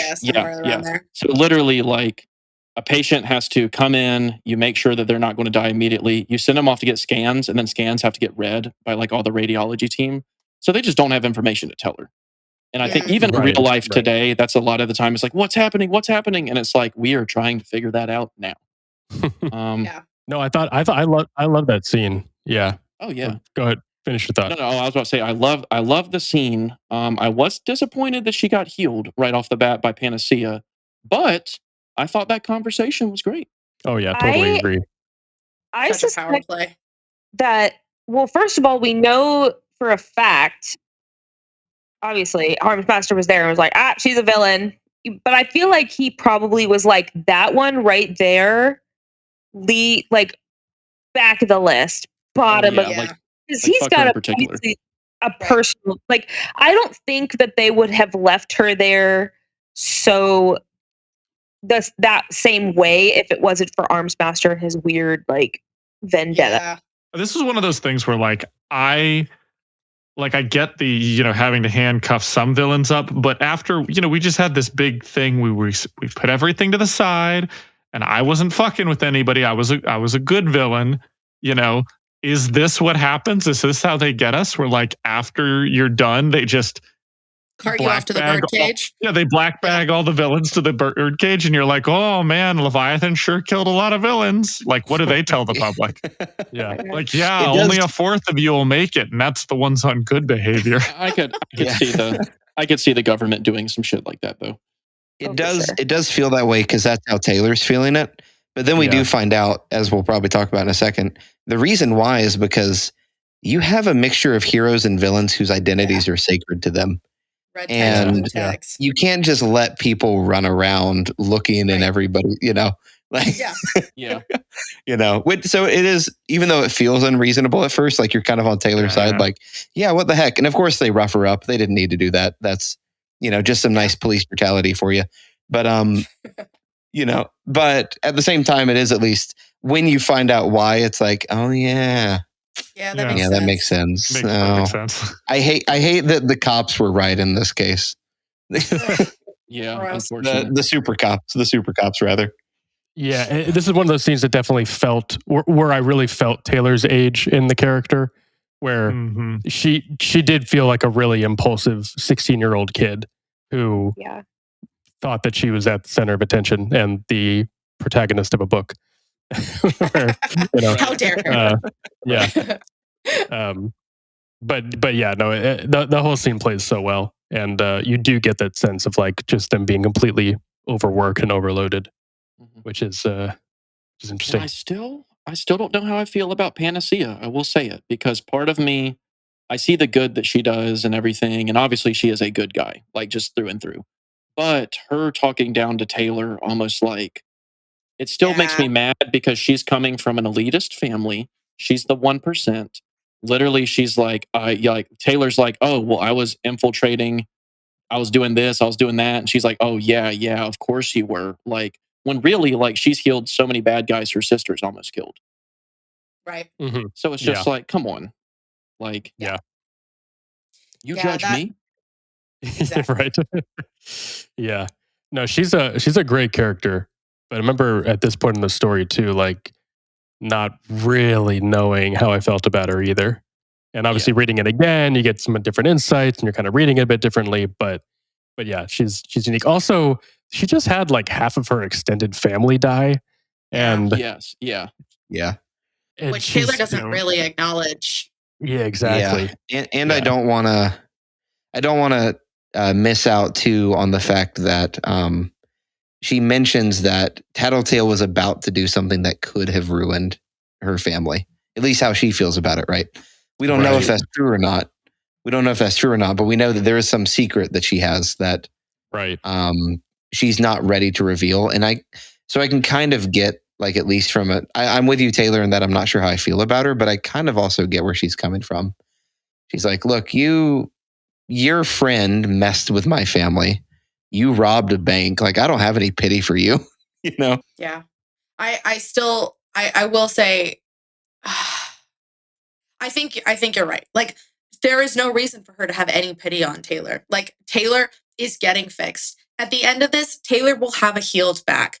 And really, like, to Panacea, like, does she even deserve that? Like, she's getting that because she fought Leviathan. Like, because of your sacrifice, you are getting healed right now. But, like, I do not owe you more than that. And that makes perfect sense. But I still hate the way that she kind of like mind messes with her, which is something else she says again, here, which she's mentioned before. And she says again about the whole, like, not being able to mess with people's brains, or like she says something about the concussion. And she's like, I can't do anything about that. Like, I can't mess with your brain. Basically, I can mess with your other things, but I'm not messing with your brain. And kind of this, like, I don't know, like, even though she can't physically mess with Taylor's brain, she's still messing with Taylor by the way that she's, like, not necessarily answering her questions or giving her like this, well, I don't know, kind of like, and honestly, I wonder, Panacea, do you have the energy to treat Taylor like that? Don't you have like 100 more people to heal? Like, why are you fucking with this one girl? Like, I understand that, her teammate almost ruined whatever it was you're trying to keep secret, but like, it just feels so petty, which again, it's so easy to forget that these are children. Yeah, Taylor, Right. Panacea, they are high schoolers. Like, these are children and they're going to be petty. And I forget, because, we just fought an Endbringer, that these are not adults, and they're going to be demanding on Taylor's front and petty on Panacea's front. And like, that's just, I honestly, I had forgotten that these were children until you literally just said it. Whoever it was, I think it was Nick or Jacob said that, like, yeah, these are fucking teenagers. Like, she's really showing her age. Like, oh shit, yeah, man, they are 15. God damn. Yep. Gosh. Amy will always make time for spite. We need that on a t-shirt. Always make time for spite. Yes. To move it along a little bit, because we still have a good bit to talk about here. Taylor does break free and stumbles upon maybe the biggest shock of the arc. Fucking bitch. Mm-hmm. Yeah, not bitch, Yeah. but the bitch. Yeah, I knew something like that would happen. I need Taylor and Kat reactions for this. Yeah, I knew that it was going to be Emma or somebody. I knew it was going to be somebody that is like, oh, like they've had powers this whole time too. Like, First of all, y'all saw me text like, Yeah. no. But at the same time, I then had to Google Sophia because I was like, I know this name. I know this is a big reveal. Completely forgot what her character arc is because there's just so many fucking characters in this thing. There's a ton. There's a lot. Yeah. So I was like, this is a big deal. Who the fuck is this girl? Like, to like confirm that I was supposed to be shocked. But yeah, I was like expecting it to like Emma, but I think I have questions though about plot holes or not plot holes, like how it's filled in. Because like she said, Shadowstalker was like there at the mall. But like, does Emma know? And like, I don't know. I just think like I have more questions. Yeah, I mean, I think you're kind of supposed to have a lot of questions too. Yeah. Also, interesting that this bitch is in the wards. So she's a quote unquote good guy. But she's the fucking bully. Yep. Like there's a whole like basically while Hannah was on her monologue, it comes down to being a hero does not make you a good person, and being a villain does not make you a bad person. Yes. Yeah, exactly. And at the end of the day, what is the difference between the two other than what they've decided is the good guys and the bad guys? Right. Exactly. Like, I could straight up say Lung is a bad guy. Kaiser is a bad guy. He's a racist. Lung is a bad guy. He's the drug cartel. But I wouldn't say the Undersiders are bad guys. I don't fucking care if they're robbing banks. You know, like they're not like, oh, let's go. Yeah, they're not killing people for fun. Right. Like, yeah, right. They're doing things for their own benefit, which is egocentric, but not necessarily bad. So, yeah. Their own benefit is money. Meanwhile, Sophia is in the wards because she kept shooting people like and almost killing them. And they were like, hey, you need to go to the wards because she was a rogue. And they're like, you need to go to the wards. Right. So, didn't they say that it was either juvie or the wards? Yeah. Hold on. Was that in this chapter? Not in this section, but early in one of the earlier arcs, they talked about how when they first introduced Shadowstalker, and you obviously, like, we don't obviously know who she is yet, but they make a mention that, like, Shadowstalker is a perfect example of, like, someone who had powers, was doing their own thing, was needed to be monitored, and was given the option of, like, either the wards or juvie. Okay. Yeah. That was I've got a couple of theories of how to fill some things in. That was a while ago. What are you thinking, Nick? Got a couple of theories. So, Sophia, the quote unquote track team, is the wards that she's been on. You know, she's the star track runner for the show, right? But instead of like going to track practice, maybe she shows up for the meets and runs. But beyond that, I don't think she's really on a track team, right? That's the cover for like, where does she go after school? Oh, well, the track team's out at practice. Yeah, exactly. Second thought, I just want to remember there's a scene from a previous arc where she says something like, do you have any idea how much trouble I got in because of what you did at school? Talking to Taylor. Like, do you have any idea like how much pain, like how bad this is for me, what you did? And I think she's not talking about the school consequences there. I think that it got back to the wards, and the wards are like, "Are you serious, Shadow Stalker?" Like, yeah, they're like, "You're bullying people now." Like, okay, yeah. Well, when they have the big meeting at the school, Shadow Stalker doesn't have a parent show up. She has somebody else, and it's not really exactly. said who she is. It's a caseworker, which like at the time we just assume because Shadow Stalker we know has kind of been having some trouble, and everybody kind of knows. Or not, I'm sorry, not Shadow Stalker. Sophia. We know Sophia, isn't the most stable. We already know that. But like she has this caseworker show up.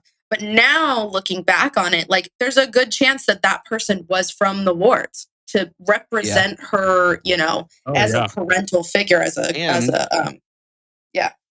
Yeah, and to add to that, I would wager that although it didn't seem like anybody else believed Taylor when it came to, hey, these kids have been bullying me, I can 100% imagine if that woman was from the wards being like, we know what kind of a person you are, Sophia. You absolutely were bullying that kid.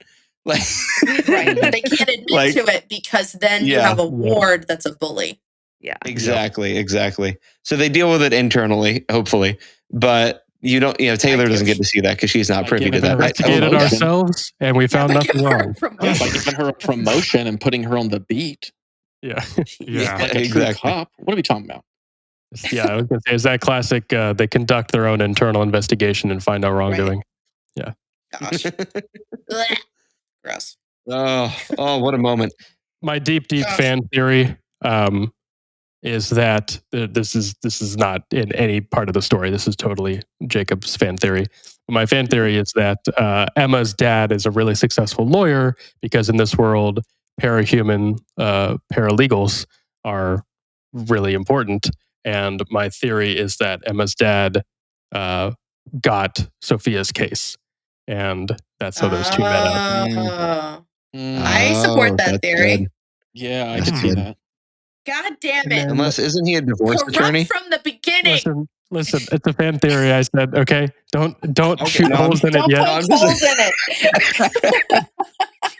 I'm more just confirming facts and questioning your fan theory. I'm sorry. No, I think you're right. I think he's a divorce attorney. That's what he tells people. Yeah. Oh, yeah.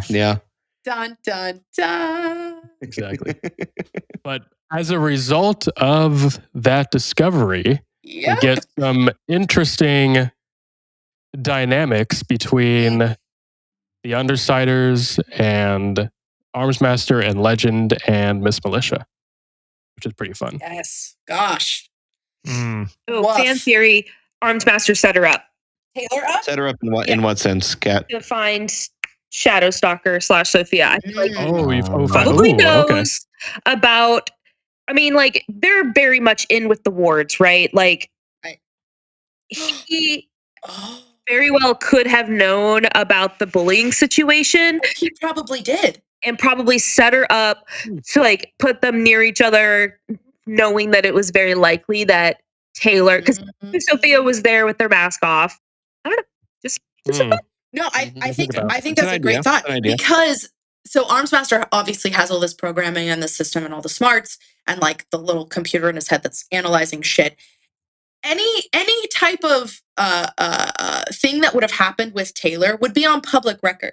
So it would be in her school record, and he has access to that. And of course, because he's been working, well, not really working with Taylor, but because she's been such a burr under his saddle. Like he has kept eyes on her. So he probably knows all of the, shit that's gone on with school.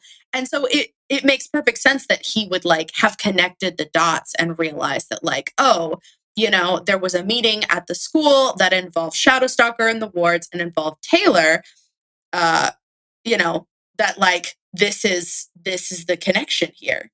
Like that would make so much sense to like have set her up that way.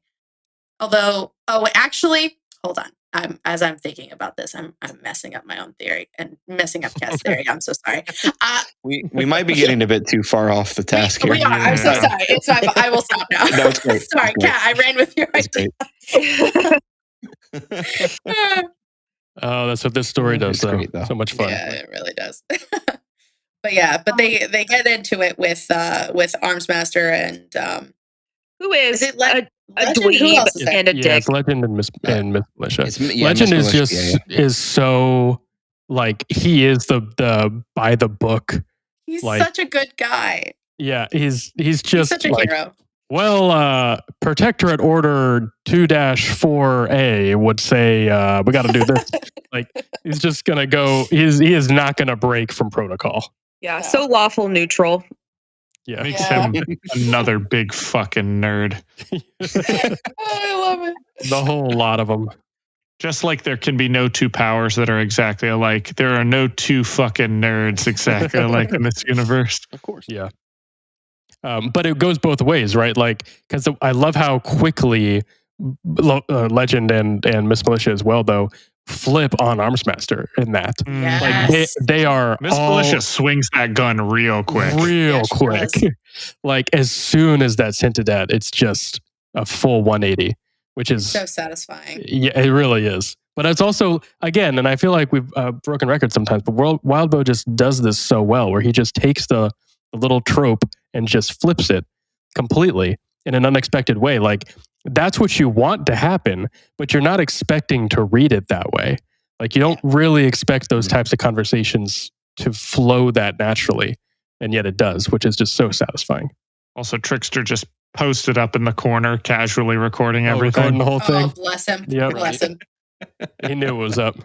God, Leave I it to a love teenager to do exactly what you expect teenagers to do. World Star, we live.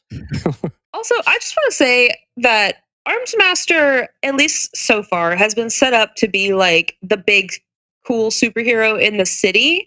But like, he keeps getting bested by teenagers left and right. Ah. It's Yeah. true. That's the thing. Like, as What a you fucking like, I dweeb. feel like you slowly get like you slowly realize like at the beginning he shows up in his cool motorcycle. He's got battle armor. You're like, wow, it's cool Batman like mixed with Iron Man. This Yeah. guy's so cool. And then steadily throughout the story, you realize like What a he's not fucking even the bitch. coolest guy in this city. Like, He's not even the coolest guy On this out block. of a group of people that is just him. He's not even the coolest guy. So far, his computer has shown to be more of an MVP than he is.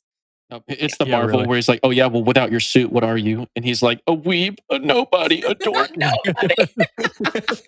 god! I imagine he takes off his suit and he's not even buff underneath. It's like Too. like Captain He takes America off his before he gets suit. the super juice. Yes. Oh my god! he takes off his suit and he's fucking Colin. Oh, I love it. Fantastic. Oh, God. Also, I love that Tattletale using her power to hack into the armband. That's so great. Like, of course she would. It's so Oh, yeah. Tattletale, but I still was blindsided by. I still didn't expect it, and then there it was, and it's like, well, of course she did. You know, because she But is storms off. She's like, let Yeah. me, give you my things, and they're like, we're not gonna listen to you, a teenager, and she's like, huff. All right, then limps off on her crutches. I'm like, whoa, she gave up fast. And then, of course, not a paragraph later, she's hacked Lisa- into the armband. Oh, I love it. I love Lisa it. does not like to be ignored. Nope. She just guesses his password. Is that what it is? Right. Yeah. She guesses his password to hack into the armband. She guesses Legends power or Legends password, Legend's password. That's which right. is like the ultimate override, I think, Oh, right? I love it so much. That's such a fuck you. Oh, It's great. It's so good. Which is how it would be. Like if you went to like Armsmaster's, like I don't know, like the gunnery sergeant, and it's like he's like, "Oh yeah, I got this cool new system," and then you go to the general, and the general's password is password. Like that is exactly what happened. That's the same combination I have on my luggage. It's like, My God, man. oh my gosh, I love it so much. So good. All right, well, Michael Scott just popped out the closet and said, "Let's wrap this up." So I'm gonna. No, I'm kidding.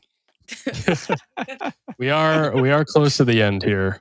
We're very close. Let's touch on the I was gonna say let's touch on the memorial. We don't spend too much time on Yeah. it, but it is a really nice moment. Really sad, but kind of again, really kind of grounding. Yeah. Yeah. So see really everything there. quickly, I do have the. I'm sorry, I didn't mean to interrupt you, Jacob. No, do you have the names? Because that's where I was going. If somebody hit. Yes, I have the list. I'm only going to name. There are a lot of names, but many of them we don't know. So I'm going to skip those. I'm just going to hit the ones that we've met or that were named or in a particular way. Right. Go for it. So we have Aegis, Alabaster, Bastion, Browbeat, Chubster, and Dauntless for side 1. For side 2, there's Finya and Gallant are the main 2 there. And then for side 3, we had Kaiser and Manpower. And then for side 4, we had Shielder, Strider, and Velocity. And then, of course, we have the names of the dogs that Bitch etched into the monument. Kuro, Bullet, Milk, Stumpy, Brutus, Judas, Axel, and Ginger. God. And this sounds hilarious to say, but what a bitch move. Yeah, for Yeah. real. They deserve their space on They definitely that deserve memorial. it. They deserve their own memorial. Yeah. That's true. The doggos who gave their lives. Ugh. Exactly. I won't lie. I definitely cried at that bit. I didn't until Taylor started realizing how long that must have taken her and that she had to like sneak out to do it. Yeah. And how much that I was like, oh God, that hurts. Oh, that was Brutus rough. and Judas, like, come man. Mhm. Wasn't Ginger the old dog too? Yeah. Yeah. Yeah. Yeah, you definitely get the sense there that she got desperate and used her power on a lot of dogs that probably weren't quite ready yet. But yeah, that was it's rough.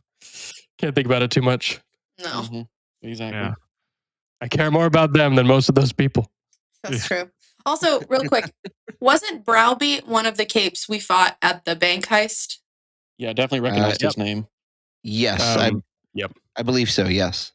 He was the one that wasn't supposed to be there because he's supposed to be on the Protectorate now. Right. But it showed up. Yeah. It makes him and Aegis up a little bit. Yeah. Yeah. Well, now you don't have to worry about it. Jesus. I could have mixed them up again. Yeah. Also, we got confirmation finally amidst all of this that, because Armsmaster pulls a bitch move and outs Taylor, and confirmed Lisa knew the whole time because of course she did. Which I we knew. knew that she knew the whole time. Of course she Did she knew. not? Yeah, exactly. Like, this girl knows, and she's just like, yeah, whatever. And I love that beyond that too, that Lisa sort of took some of the blame there. She was like, listen, you're only in this position at this point now because I let it get this far. Like I could have said something at any moment here and everything would have been different, which I thought was like real mature of her. Yeah, it's something that all the way back in like her little interlude, that one of the reasons that she really likes Taylor is Lisa is a social cape in a group full of antisocial people. So she didn't even bother, but Taylor has at least tried. And that's one of the reasons she really respects Taylor. Yeah. Yeah, I like that. Good little moment there. Mm-hmm.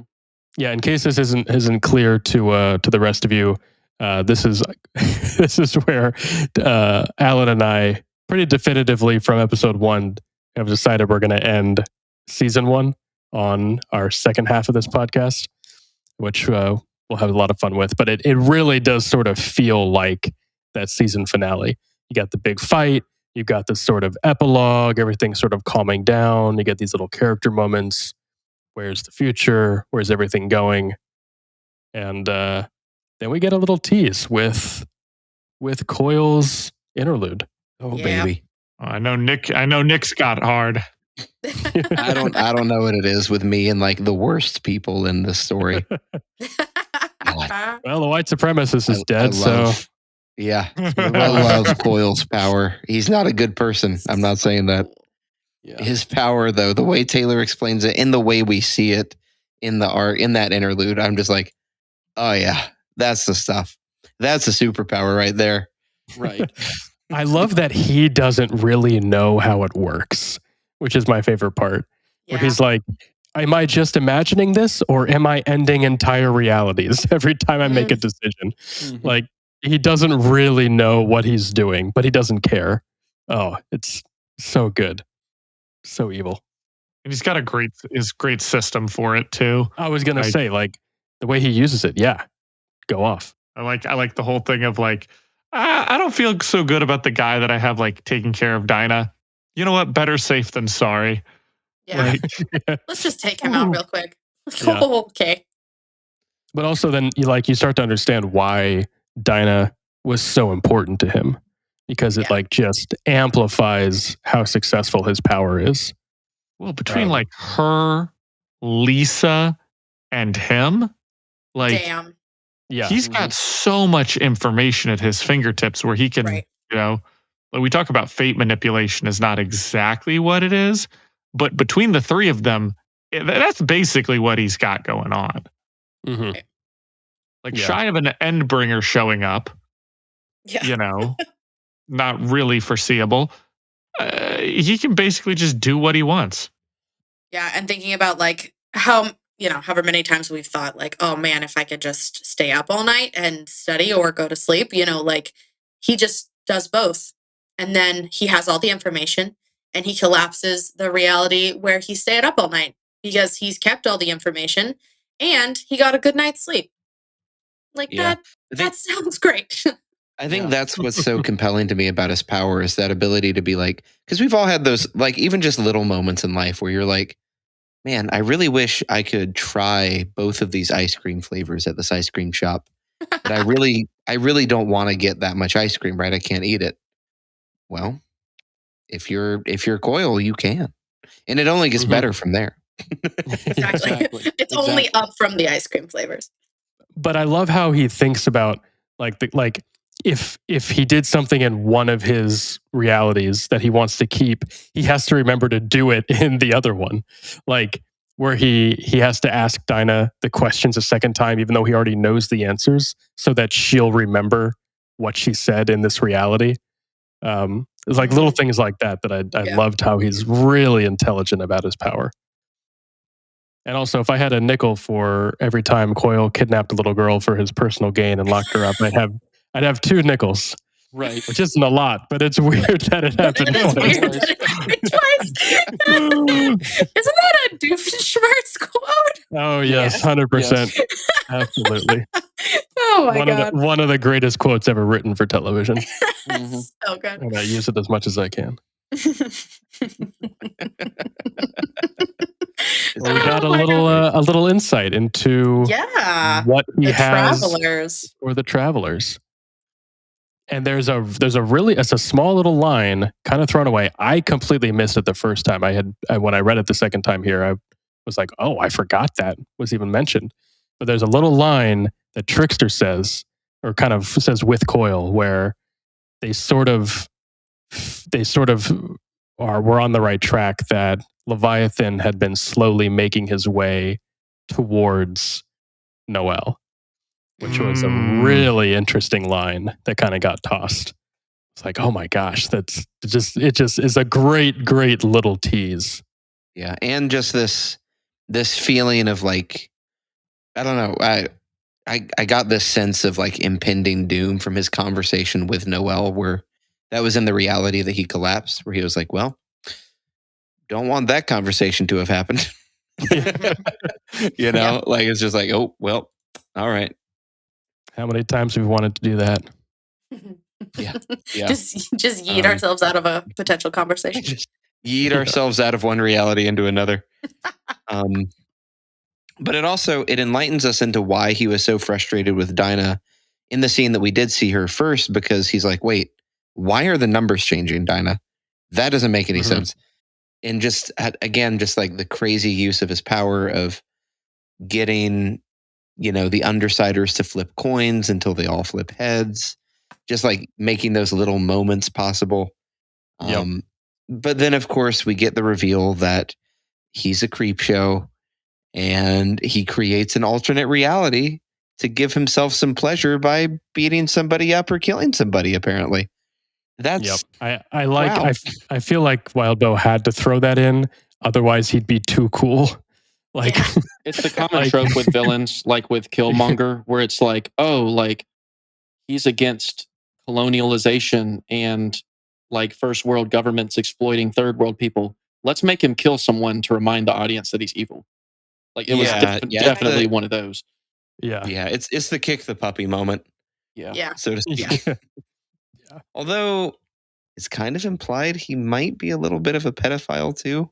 I don't know if you guys caught that or Yeah, I've always basically been he has this kind of confused about throwaway that. line where he's like, he says something to the effect of, "Who wouldn't try things with my power?" Basically, Right. Ugh. Yeah. Gross. yeah, It's yeah, it's very subtly implied, but not. I mean, he can't. not He doesn't explicit. have any of the repercussions. Like if he does Exactly. decide he wants to try it, like there's no repercussions. Yeah, I don't think it's ever like elaborated or anything like that. Probably just to maintain some level of sanity with the readers. Yeah, But yeah. no, I think that's implied that he's done a lot of really gross stuff just because he could, just to get away with Yeah, it. exactly. Yeah. Because again, it's like you have those two realities as long as you are careful, like he says, Mhm.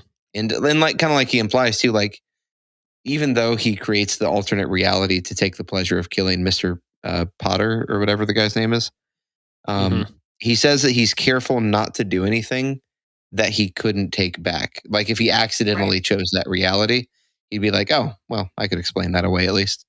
Yeah. So even with that, he's still very careful in his pleasures, which is something so interesting into an insight into his character. Is just he's like he like just the way he says to himself, "I think I can allow myself a pleasure. Right. Like I've earned it." Yeah, like I've earned this. My little Mhm. treat. Yeah. Like, I've heard ugh. that treat. God, My little no. murderous treat. Don't Yeah. like that. Yes. Well, that kind of about wraps it up. I'm trying to think here. Favorite heroes and maybe I was- predictions for the Yep. future moving Gotta do forward. predictions. Favorite new heroes. We Favorite got new Favorite new heroes, heroes or is villains? gonna be rough. I'm gonna go first for favorite new heroes, just because we never got around to it. This is a little cop out because he becomes my favorite later. Not a really big character, but I love his power. And I'm going to pronounce his name correctly for all of you right now. He is the leader of the Protectorate in New York, and that is Chevalier. Oh my god. I beg your pardon? It is Chevalier. I'm sorry. Is that the official pronunciation? That is the correct pronunciation. No, Ah, no. okay. I'll Can we fight get you on this one. confirmation on that, Tell Michael? us what the power is real quick, okay? Let's Yeah, move on so- for a second. They don't really talk about his power, which is why I said it's a bit of a cop out because we don't really figure out his power till later. But he's a really strong member of the Protectorate, really fun character. So that's my cop out answer, mostly just because I wanted to say Chevalier. It's a fun word to say, that's for sure. Not how you Yeah, pronounce his right. name, but it's a fun word. It is. Fact check it, Michael. Thank you. I have a favorite. What is it? Narwhal. Because I love Yes. the Thank idea you. of a Yes. she was like she's already like 7 feet tall. She's got this fucking long ass horn coming out of her So face. cool. Mm-hmm. She's like a badass also. Like, first of all, Yes. I had to look up fan art because my head was Oh, showing yeah. me at first, my head was showing me Pearl from SpongeBob with a narwhal horn. It's like, okay, that's not gonna do. So we have to like look this up. But she just looks so cool. And her shield is like real awesome. Oh yeah. I thought she was a cool one. Yeah, I gotta agree with that. Ah, man, I didn't want to say the same as somebody else, but I just, yeah, Narwhal's so cool. Yeah. Just She so stood cool. out. I feel like she just stood out. Like, Yeah, I mean, she with her. I think like, she always stands crystally out no body- matter where she I is. mean, yeah, with her like diamondy crystal body and the horn and the long white hair, like it goes down to like her. What did she say? Like the back of her calves. Like, oh, so pretty. I'm here for it. Yeah, and what does she do? She can do stuff with force fields like cut things. Like, So cool. yeah. Yeah. No, Really neat I power. second that one. Definitely my favorite. Any other standouts? No, there was just I too mean- many this episode to really narrow it I down. know for me. there's a And lot. too many that Yeah. died Yeah, too. there's a lot. I'll give one real answer in addition to Chevalier. Okay, no, Michael, that is the English pronunciation. No, see, Chevalier Michael is is the- correct. Chevalier. It's Chevalier. Chevalier. It is a French word. I'm looking at parahumanaudio.com, so Yeah, that's it at is least how they pronounce it. They're My wrong. bad. It is a French word. It is okay. Oh yeah, well sure, but wildbow is not French. Okay. Cavalier. Oh, Sim. Cavalier. It's Cavalier. I was gonna Cavalier. say, technically, you didn't say it right Cavalier. either, Jacob. Oh, Jacob, Yeah, Cavalier. Why didn't you say that? I didn't even know what character we were talking yeah, about. that one. Cavalier, of course. Cavalier. I will admit, I do like the way that Chevalier goes off the tone. Like Thank tone. you. Right. Thank you. I mean, Thank you. yeah. Thank you. It does. Chevalier. No, but real answer for this arc is Parian. Gets a little bit of a moment to shine. Yeah. Parian, really fun sounding power. Yeah, Like, yeah. The just cloth giant- manipulation, Yeah, cloth making the giant manipulation. stuffed animals. That was really Yeah. cool. Oh yeah. It's a really fun visual. So I like There's reading the about Care that. Bears. I've definitely been reading her name wrong. How- Unless I'm wrong. Do you I was gonna also say, how- read it What was her name? Parian? I also read it Parian. Yeah, it's Parian sounds right. I mean, that makes more sense, but I definitely read it as Parian. I don't have it in front of me, but I'm pretty sure she's named after a type of cloth doll. I That's mean, what I was thinking because it's I think it comes from it's probably uh, Parian. It's Parian. Well, that's the Paris, beautiful maybe. thing about Coil's power is that it's so many different things in so many different universes. Is the best part. Well, what is it in our universe, Michael Scott? Chevalier apparently. Parian, yes. Parian. Arian. Okay. okay. Okay. Parian. Honestly, surprised it took us this long to fight over these names. Mhm. Bound to happen. Absolutely. No, I mean, you guys know I'm a sucker for weird, cool powers. I liked Kaiser's because it was super cool. I like Coil's just because I love the idea of what he can do. Yeah, I can't help it. It just seems really cool. That's a good answer. That's pretty Yeah. cool. All right. We're moving on. The final event Final of the segment. evening. Yeah, final segment. My favorite segment of this episodes. Absolutely. Gotta get to our predictions. Taylor and Kat. Okay. Michael Scott just popped out the closet and he is telling us to wrap this bad boy up. So, you know what that means? Prediction time. Let's do it. Miss Bring Catherine, it what are on. we thinking? What are we thinking? I first of all, her and Tattletale and Bitch. I don't think she's like stopping being friends. I honestly think that she's gonna end back up with the Undersiders. But I don't know. I literally have no clue. God damn. What do you think about her and Brian?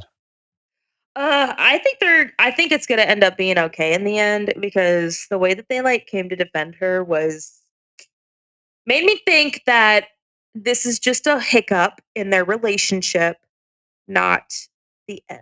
All right. Mm-hmm. It's very open ended, which is good because then the story can kind of go wherever it needs to. But was this 9/11? Now I know that this has happened 56 times, so the question I guess becomes: do we need to remember 9/11 anymore? Because it happens so often, you know. So that's going to be something that I'm thinking of. But I'll just do something off the wall here, just something crazy. I would love for Taylor, Tattletale, and Bitch to make a Mean Girl squad, and so they kind of branch off. Hell yes. I would love for Okay. them to branch off and kind of start doing their own thing. And I know that Coil would react negatively to that because, of course, he would never be able to lose Tattletale. But I just think that's something. I'll just throw that out there into the stratosphere. like it. That might be something cool. That would be like I like that'd be that. good to see. I don't think, for Nick's sake, I don't think Kaiser's done. And I'll be praying for Nick. No, it's okay. In that It's regard. okay. I can Do you think we'll admit. get Mecha gonna Kaiser? say- admit it. Gonna pull Mecha Kaiser. Darth Maul. Yeah, I was about to say definitely Darth Maul with metal legs now. I was going to go Walt Disney, but that works too. Yeah, that's true. I'm interested to see what happens with Arms Master. Mm. Like, Yeah. is this his? Because I feel like that one of my predictions from the beginning was that he's actually not good, and like I think this is the beginning. I think this is his origin story for being a true villain. Like he's about to go down a rabbit hole. Mm. That's my thought. But Yeah, heck yeah. I like it. The descent into madness. Well, I think that wraps everything up pretty neatly. This was a long one. So It was. thanks to all of you guys, of course, for sticking around and having a lovely little time chatting about this arc. Thanks to everybody else who listened in with us. If you stuck around the whole thing, we greatly appreciate it. We had a lot of fun, and we're not planning on stopping anytime soon. It only gets better. Well, Ugh. I say that. A lot of people think Arcade is the best arc. I think there's a lot of room to grow. I think there's a I lot think of so, fun too. and exciting stuff still to come. So stick around. We've got Arc 9, a shorter arc, a little bit of a breather here next episode. So buckle up and stick around for our sister podcast, which up to this point has been paired along with the book club half, but Dissecting Worm, where Alan and I break down and dissect, as the name implies, Worm from a perspective of adapting it for television. We're going to be breaking that into its own release, starting with Arc 8. So be on the lookout for that. And moving forward, that's going to be its own episode to listen to as well. And Michael, would you like to play us out? Thank you so much for listening. Read along with us at parahumans.wordpress.com. We'd love to hear your thoughts. What did you love? What did you hate? Anything you think we missed, etc., as long as it's kind. If you'd like to get in touch, you can find us on Twitter, Threads, Instagram, TikTok, and Reddit at Brocktonbaybc, or click the link in the description. In order to be a little more proactive about your comments that you've been leaving on Reddit and on YouTube and Instagram, we decided to make a voicemail, 980-999-0438. Do you have an angry rant you want to leave an ex, but don't have their number anymore because they blocked you? Leave it for us instead. Just make it specific to Worm, 980-999-0438, and maybe we'll play your angry, sad, lonely rant on one of our episodes. Leave your cape name and your thoughts, and stay tuned.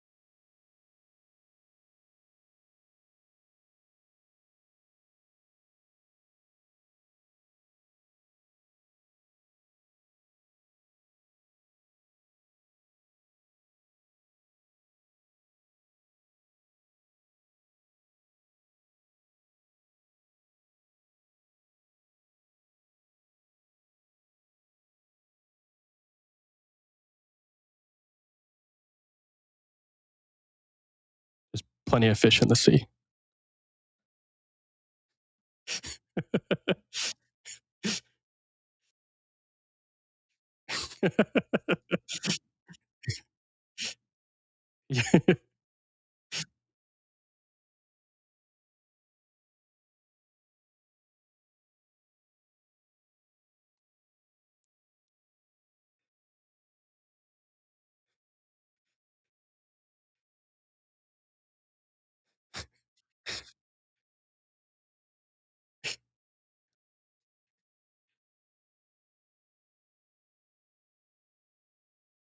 What triggered you?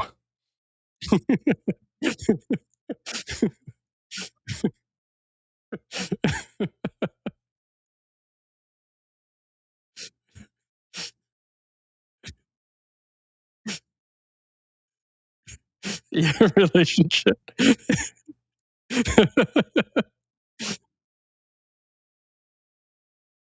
Yeah.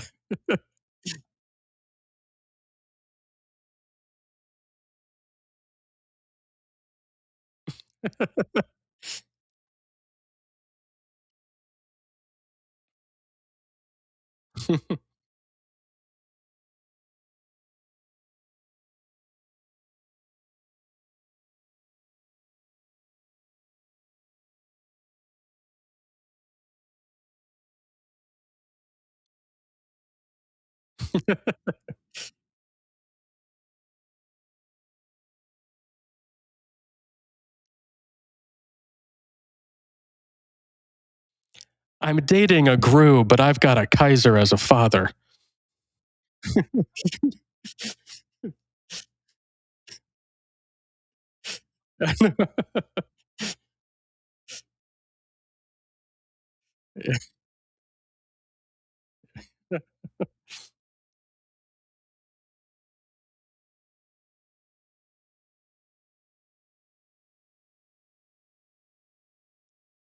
Yeah.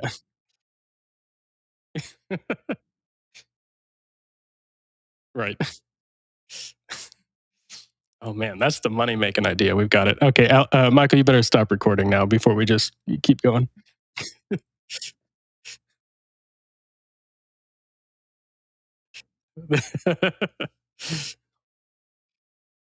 Oh, ooh, ooh, ooh. Oh my god, it writes itself.